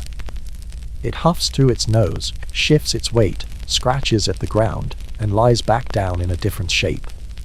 It, too, has found a better position for this hour. You admire its wisdom. The air smells like sleep now. Not like rest or comfort, but the specific scent of dust that has stopped moving. Like ashes that cooled long ago. Like fabric that still carries the warmth of someone's shoulder. This is not a scent sold in bottles. It is the fragrance of surrender. You listen for footsteps, but none come. Not because no one is walking, but because those who are moving now are doing so without needing to be noticed. The night belongs to the quiet feet. To those who know the stones by memory. To those who do not hurry, because the moon cannot be caught. You swallow once. Dry. Not unpleasant. Your mouth is no longer waiting for water. It's simply participating in the slowness of everything else. Your tongue rests like an old road, soft and used, not in the way. Somewhere in the temple, a bell chimes once. Not loudly. Not clearly. Just once. A mistake, maybe. Or a ritual someone forgot was meant to be done at sunset. It echoes through the city, not as a call, but as a reminder. A whisper. A soft tug on the edge of every thought. You listen. And then you forget what you were listening for. There's a blanket over you now. Or maybe it's just the night. You feel covered. Not touched, not held, just covered. The way sand covers a foot that stopped moving. The way time covers stories that no one finished telling. You blink again. Maybe. Hard to tell. The difference between open and closed is smaller than it used to be. Light and dark blur. Time and rest bleed into each other. You could open your eyes. But you don't. Because this moment, this exact breath, is enough. You are no longer part of a world that moves. You are part of the space it rests in when it stops. The square around you is full of sleepers. If they are real, are somewhere far away and unconcerned. The stars burn quietly above clay rooftops and crumbling bricks. You lie still. As you should. As everything does now. And Babylon, in its crumbling beauty, keeps you safe, not from harm, but from having to be anything at all. Your breath is the only thing that moves now. And even that movement is small. Barely enough to stir the dust on your upper lip. You are still, not frozen, not rigid, but fluid in your stillness, like honey left in a warm jar. You do not need to speak. You do not need to know. There is nothing left to find in this hour. Only the quiet task of being. The woman who hummed has stopped. Or maybe she hasn't. Maybe you've simply grown so used to the sound that it's folded itself into the background, become one more thread in the city's heavy night cloak. You remember her shape. Her curved back. The way her knees drew up like a comma. She was a sentence that didn't need to be finished. Like you.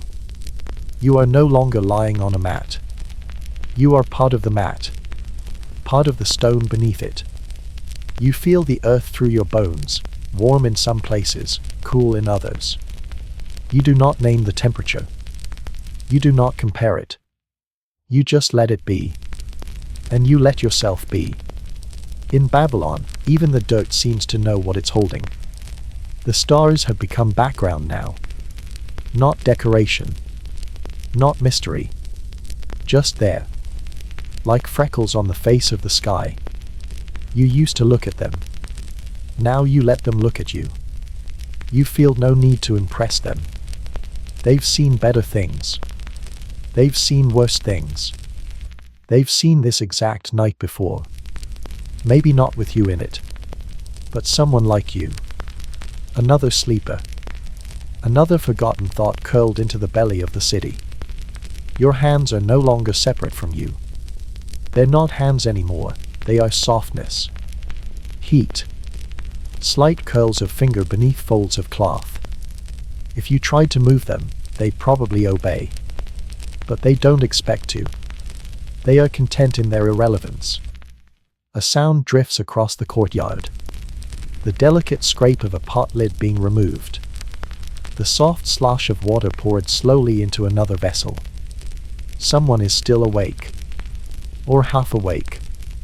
Or doing the kind of task that happens between sleep and waking, a ritual of thirst or cleanliness or quiet confusion. You don't look. You don't need to. The sound itself is enough. It arrives gently, tells you the city is still breathing, then fades again into the fabric of silence. You let your eyes remain closed. Or open. It doesn't matter. Either way, the world you once called visible is now behind you. Or beneath you. Or beside you. There is no up anymore. No down. Only here. The wall beside you creaks softly. Wood expanding, or a stone shifting just slightly under the pressure of its own age. You like the sound. It reminds you that nothing is perfectly still, even in a city of sleepers. Everything has a breath. A groan. A quiet rebellion against stillness, even while resting. You think, though not in words, of the priest. The one with the gnomon. What is he doing now? Has he finally slept? Is he inside, surrounded by scrolls that glow in the light of a small lamp? Or is he still muttering to the shadows that only he can interpret? You don't know. And what's more, you feel no pull to know. The priest, like you, belongs to the hour now. No longer a figure of instruction or ritual, but just a man, quiet, somewhere in the folds of the city. You shift your weight slightly. The mat murmurs beneath you, just enough for your spine to know you are alive. The pressure in your hips. The warmth in your neck. The dull ache behind your eyes that promises sleep will arrive soon, whether invited or not. You welcome it. You've been waiting for it without asking. A jug tips over in the distance.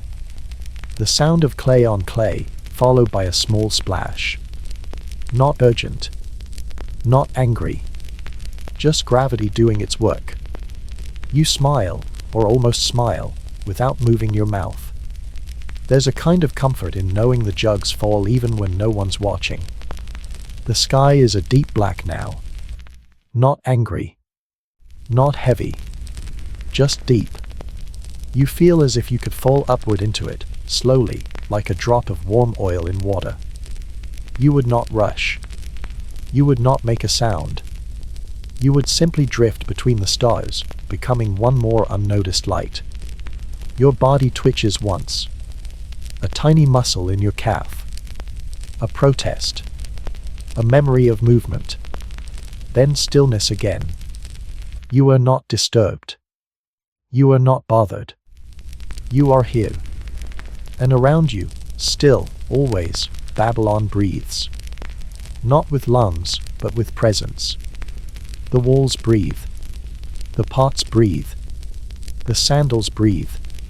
Even the gnomon, useless in the dark, seems to exhale gently, waiting for the sun to return and give it something to do. You hear someone mutter in their sleep. One word. A name, maybe. Or a number. It means nothing to you.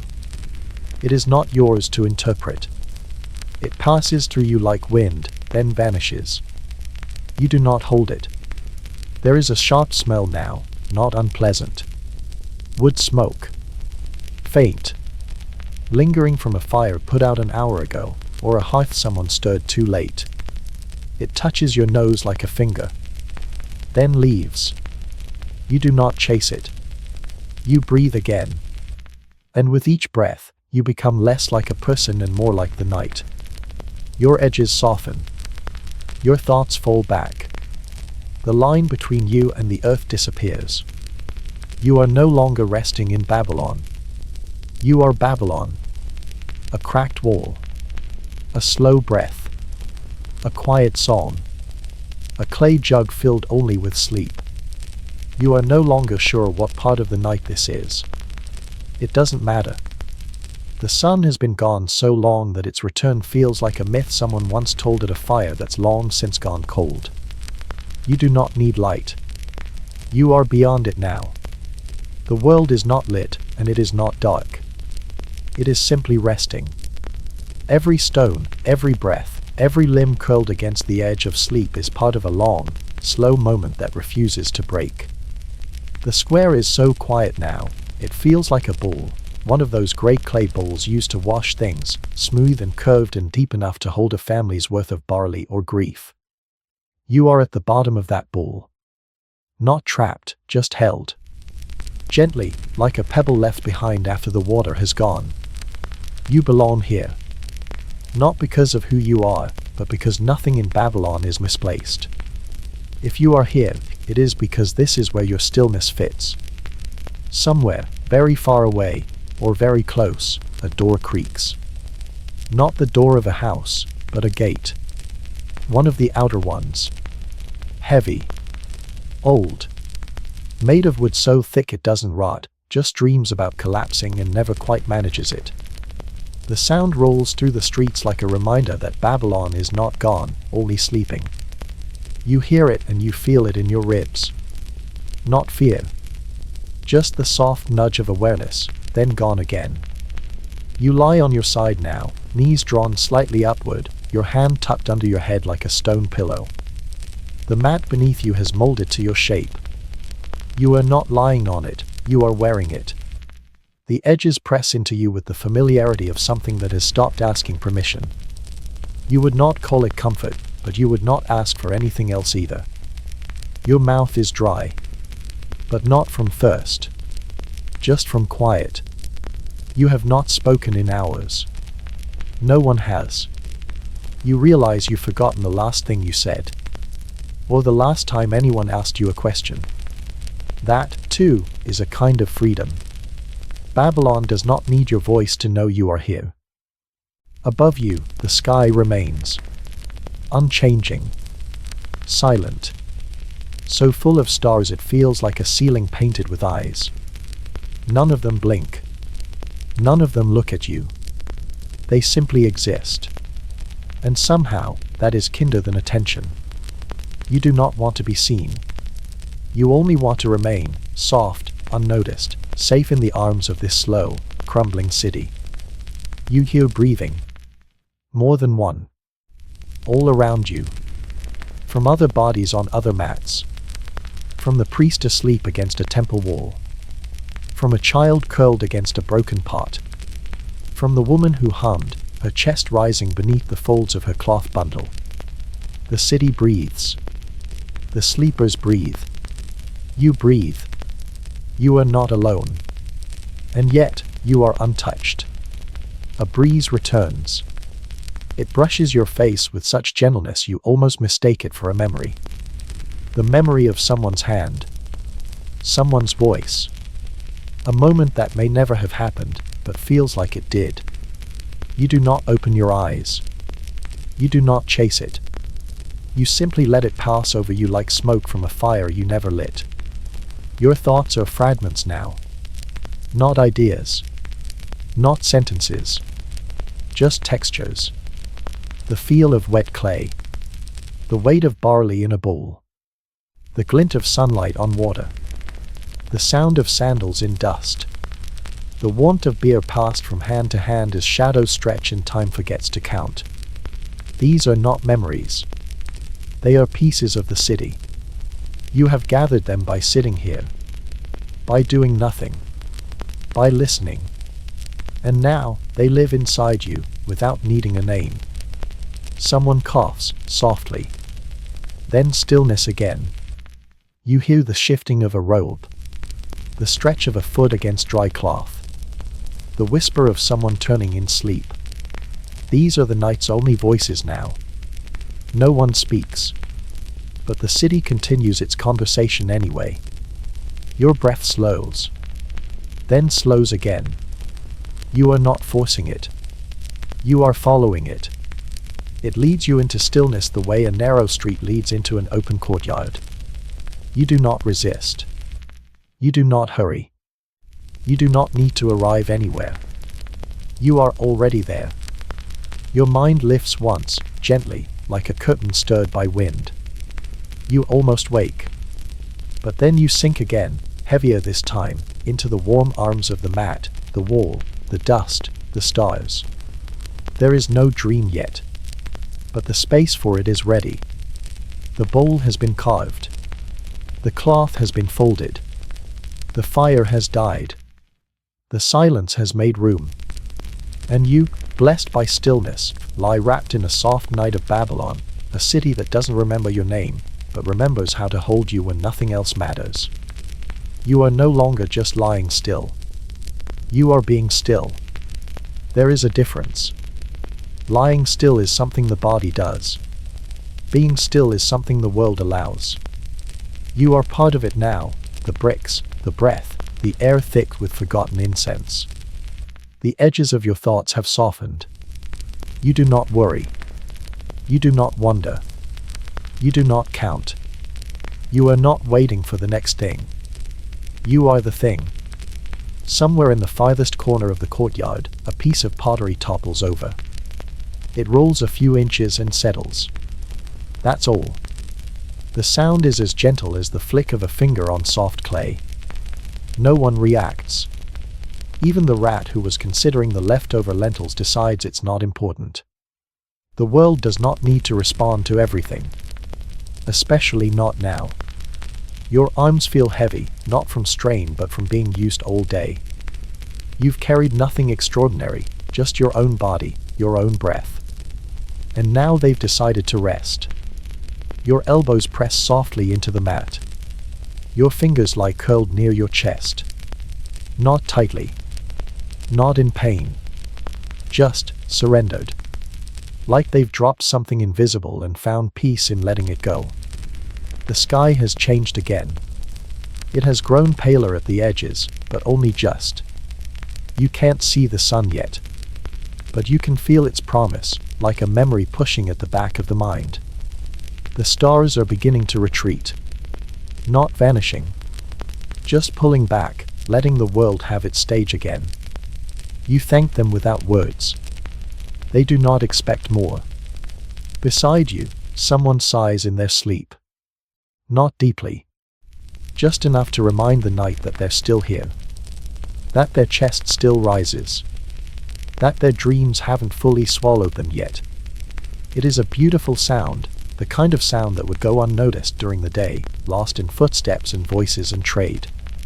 But here, now, in the thick syrup of Babylon's final hour of night, it is enough to bring your heart to stillness. You feel the stone beneath your hip. It is not smooth. It is not soft. But it has held you all this time without asking for thanks.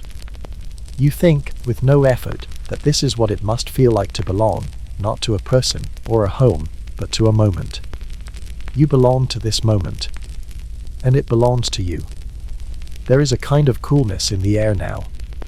Not cold. Just awake. The night has begun to roll back, as if embarrassed it stayed too long. But it hasn't. It came exactly when you needed it. It stayed exactly as long as it should.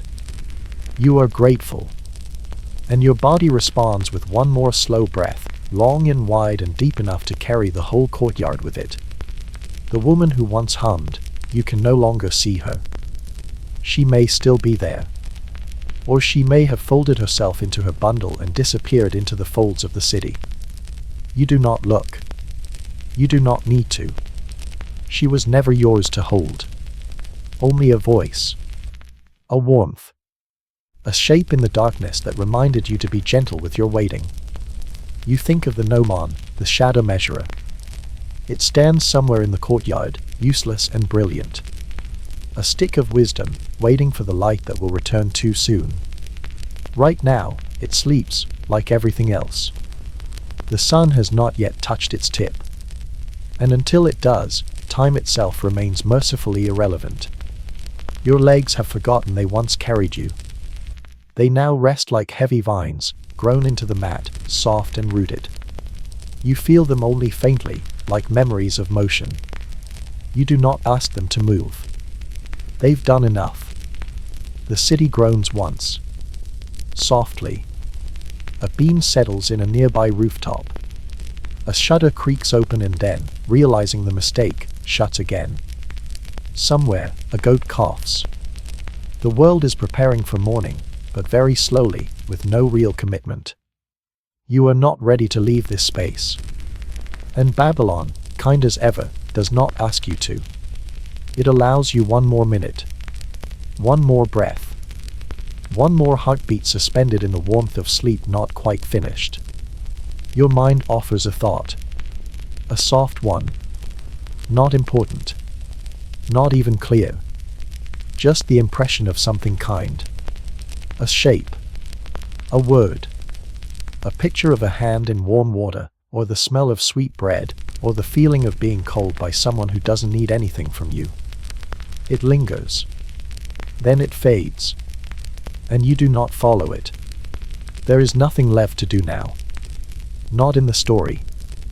Not in the city. Not even in yourself. The fires have died. The stars have withdrawn. If they are watching, are doing so without judgment. The walls still lean. The bricks still hold. The sky, though it changes, never forgets. You lie here, still and silent, in the arms of a city that doesn't care what you accomplish, only that you rest. And you do. Without effort. Without sound. Without needing anything more. You are breathing, still, but only because the night hasn't given you permission to stop. It keeps you here, gently. The square around you, the one you sat in, then lay in, then disappeared into, has become part of your skin. You don't know if the fire is out or if you simply can't see it anymore. The air has cooled. But not coldly. Not cruelly. It has cooled like a hand finally released from a grip. You exhale once more. And that, for now, is the only thing that matters. The city is holding back. You can feel it. The sun is almost near.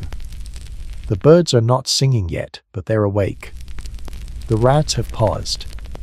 Even the goats, somewhere beyond the alley walls, are quiet with the knowledge that something new is coming. But not yet. Babylon allows you this one last moment. The in-between. The edge of a breath. The final page before the new day insists on being opened. You lie on your back now. Your arms out from your sides, palms facing up like offerings no one asked for. The mat is beneath you, but you no longer feel it. You only feel the weight of your own breath inside your ribs. Your chest lifts. It falls. Slowly. Unhurried. You don't even notice how your fingers twitch or how your lips have parted just slightly. Your body is doing everything for you now. It does not need your help to rest. The scent of the city has changed again.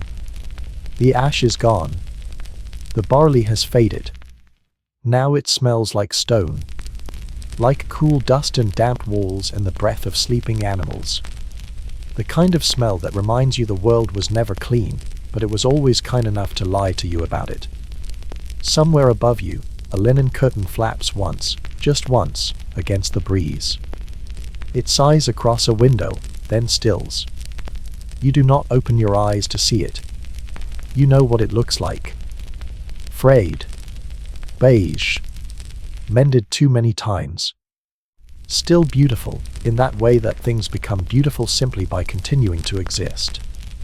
The old man near the wall, the one who sat beside you earlier, coughs once. A dry sound. Not illness. Not distress. Just old lungs releasing old air. He shifts. Pulls his robe tighter, then stills again. You feel his presence without needing to see it. You are not alone. And yet, you are utterly untouched. You think, distantly, about the tablets, those little slabs of clay scratched full of meaning. You wonder how many of them recorded nights like this. Probably none. These hours never belonged to the scribes. They belonged to no one. And so, they remain here, unrecorded, unspoken, yet more real than anything carved into stone. You are part of that truth now. The forgotten kind. The kind too soft for history, but too sacred to erase. Your leg twitches again. A lazy stretch. Then stillness. Your spine settles deeper into the mat. The weight of your body is equal to the weight of the world. No heavier. No lighter. Just right. Someone down the alley pours water from one bowl to another. The sound is simple. Clean. Liquid meeting clay. It is not urgent. It is not even necessary. But it happens anyway. Like breath. Like rest. Like night itself, pouring into morning with no desire to be seen. You do not dream, but something like dreaming passes through you. Not images. Not stories. Just a feeling. The shape of a place you've never been but already miss. The softness of someone's voice you've never heard but trust completely. You hold that feeling, loosely, in your chest. And it holds you back. The walls of the square are turning blue now. Not quite visible. But no longer black. The color of pre-light. Of the final shadow before the real one's return. The gnomon is still silent. Still useless. But soon, it will rise from sleep and begin again. It will measure. It will divide. It will remind people to hurry.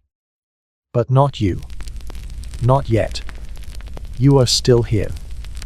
Your mouth parts slightly to sigh, but no sound comes out. Only warmth. Only stillness. You are no longer concerned with what happens next. There is no next. Only now. The last now before the world begins again. Babylon waits. You wait with it. You are drifting now, not because anything is pulling you, but because you've let go. The air around you is heavier with silence than it is with sound, and that silence wraps itself around your limbs like wet cloth. Not uncomfortable. Just present. It holds you without touching you. You've been part of Babylon long enough that the city no longer treats you like a guest. You're something else now. Something rooted. Something woven into the mat, into the wall behind you, into the ash that rests in small circles where the fire once lived. A faint smell of bread wafts through the square. Or maybe it's just the ghost of a smell, something left behind from the last time someone baked before the sun came up. It's hard to tell what is real anymore. And harder to care. The scent doesn't ask you to wake. It only brushes across your nose like a thought that was never meant to be remembered. You breathe it in anyway. Just once. Just enough to feel like you're still part of the city story. No one is talking. Not even in dreams. The sleepers have gone deeper. Their breathing has slowed to match the hour, and the hour has slowed to match their breath. You are part of that now. You've synchronized. You've tuned yourself to the quiet frequency of the stones, the sand, the low hum that lives in all places when no one is looking for it. If someone spoke to you now, you wouldn't answer. Not out of rudeness, but because you've stopped expecting language to do anything useful. You feel your fingers twitch once more. Not from thought, but from restlessness being released. That final current leaving the body. The old stories call it the settling. The way a body settles into the earth when it has nothing else to carry. You are not dying. You are not gone. But you are finished, at least with this day, this hour, this version of yourself that needed to be alert. The mat beneath you smells of sweat and straw. Familiar. Trust it. There is a frayed thread near your hip, one that tickles when the wind moves. You haven't fixed it. You won't. You've come to like it. A reminder that not everything needs mending. Some things, some people, are allowed to stay broken, as long as they lie still and cause no trouble. Above you, the sky has changed again. The stars are fewer now. Not gone. Just faded. They'd stepped back, made room. The first breath of morning is beginning to unfurl. Not light. Not yet. Just the idea of light. The sky has turned the color of old ash, soft gray with a hint of what might, later, become gold. You blink slowly. Not because you want to see it, but because your eyes have been closed too long, and the lids are tired of holding back the view. You open them. Halfway. The world is blurry. Gentle. Uncommitted. Shapes exist, but they don't insist on being named. The wall across from you is still there, though it leans more than you remember. The jug someone left near the steps is still there too, though it seems to glow now, just a little, in the dim sky. A rat sniffs it once, then vanishes behind the bricks. You breathe in again. Deeper this time. Your chest rises with more clarity. Something inside you is stirring. Not fully, but slightly. The kind of stir that comes before memory. Before motion. You are not ready to sit up. But you are no longer entirely down. You remember the gnomon now. You turn your head, barely. And yes, it's there. Still a stick. Still a stone. Still the marker of time that has refused to do anything all night. Its shadow is still invisible. But not for long. You know what happens next.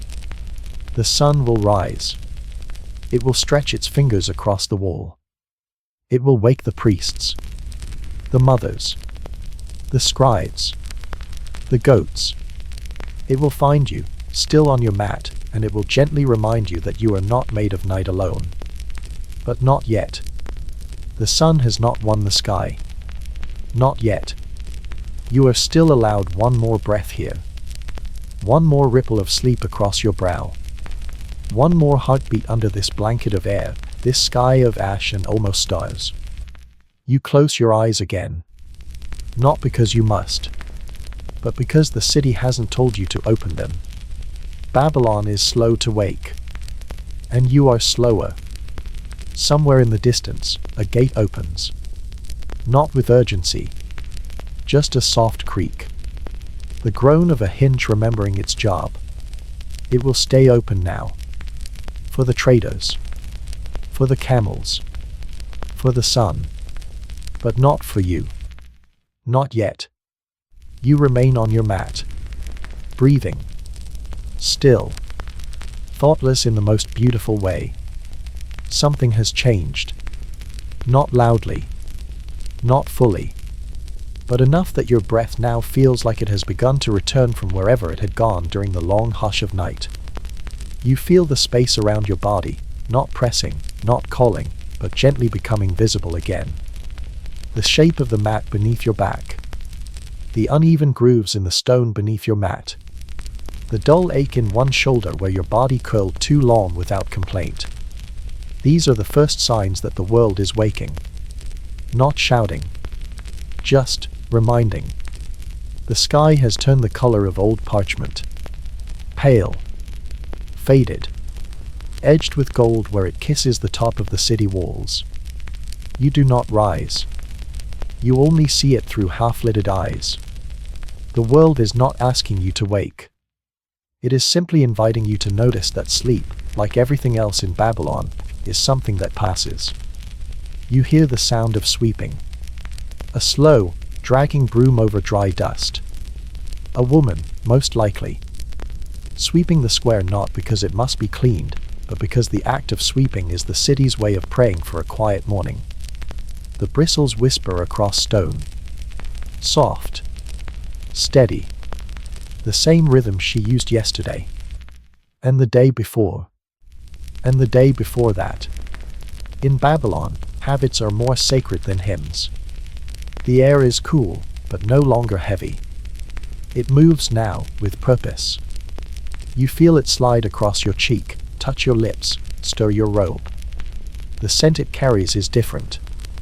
Less of ash, more of dry reeds, of fig leaves, of morning bread baking in some faraway oven you'll never see. It smells like something beginning. But beginning slowly. You turn your head. Just a little. The gnomon is there again. Visible now. Casting its first thin shadow. Not dramatic. Not grand. A soft grey line stretching across the courtyard like the finger of time tapping gently at your shoulder. Not to scold. Not to rush. Just to remind you that it has returned. You are not afraid of it. Not today. Not this morning. You've seen what happens when time sleeps. You've shared the mat with it. Sat beside its quiet heart all night. It is not your enemy. It is just a shape that returns when the sun tells it to. You watch its shadow lengthen slightly. The first hour. Or maybe the second. You do not count.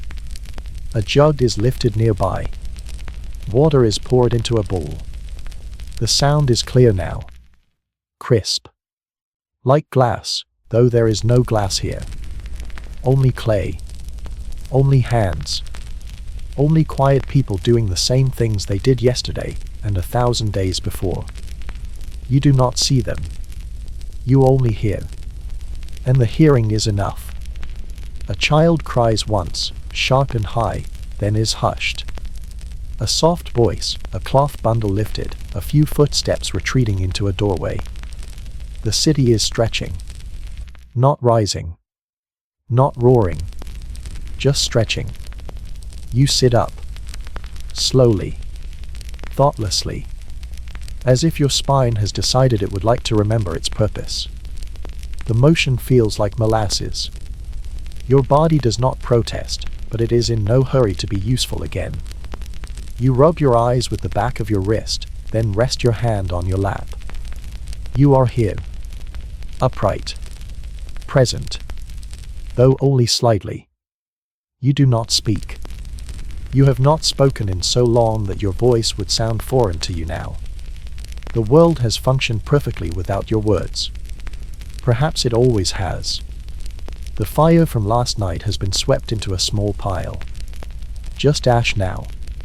Gray. Fluffy. Without heat. Someone has drawn a circle around it with a fingertip. Not magical. Just respectful. In Babylon, even the ash of something old is allowed to keep its shape a little longer. You look to the doorways. Faces begin to appear in them. Eyes blinking. Robes pulled tighter. Sandals adjusted. No one speaks yet. Everyone is still half part of the night. That final silence before trade and tasks and time take over. This is the best part of the day. The space between. You press your palms to the mat. You breathe in. You hold it. Then out. The air smells like it might warm soon. But not yet. The sky is still mostly gray, and the buildings have not found their colors again. You feel, for a moment, as if you might rise fully. Stand. Stretch. Begin something. But Babylon does not demand this yet. So you remain seated. Bent. Half folded like the cloth someone left beside the temple steps. You are not undone. But you are not gathered either. You look down at your hands. They are yours again. You see the lines in the palms. The speck of ash beneath one fingernail. The sleep still tucked into your knuckles. You feel something close to gratitude. Or perhaps you feel nothing at all. It is hard to say. The heart moves slower after a night like this. And now, one final breath. The kind that says, I was here. Not to history. Not to the. Just to the stones, the mat, the shadow now stretching gently across your toes. You sit, but even now, you are not entirely here. Some part of you remains with the night, curled gently in the folds of a mat you no longer feel. Your body is real again, but only loosely. The weight of it belongs to gravity, but the softness belongs to something else, something older than motion, older than morning. You're breathing again in a way that others might notice. But you still carry the hush of sleep inside your chest, like a song you are not ready to sing. The sun has arrived. Not loudly. Not all at once. It touches the wall beside you first, just a smear of golden light, like someone running their hand across old brick. The shadows shift. The gnomon's long finger begins its ritual. A line across the dirt. The first time of the day. But you are beyond it. You have lived a night where time held no weight. You sat with silence like it was an old friend. You drank stillness like water. There is smoke now, rising from a far corner, someone starting a new fire. Not the one from last night. That one is gone, swept into ash, folded into history. This is fresh wood, dry reeds, a bit of twine. The smoke curls upward in slow spirals, thick at first, then thinner. You follow it with your eyes, not because it matters, but because watching it gives your body something to do while your spirit still hesitates between dreaming and waking. The square is no longer empty. People have begun to move. They do not rush. They do not speak. But they move. The sweeping continues. A child sits cross-legged, chewing something. A man yawns so wide it echoes off the walls. A priest steps outside the temple and squints into the light, as if the sun has caught him unprepared, though it arrives every day. The city is not awake. Not really.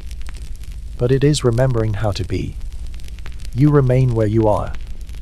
Not because you cannot stand, but because you choose not to.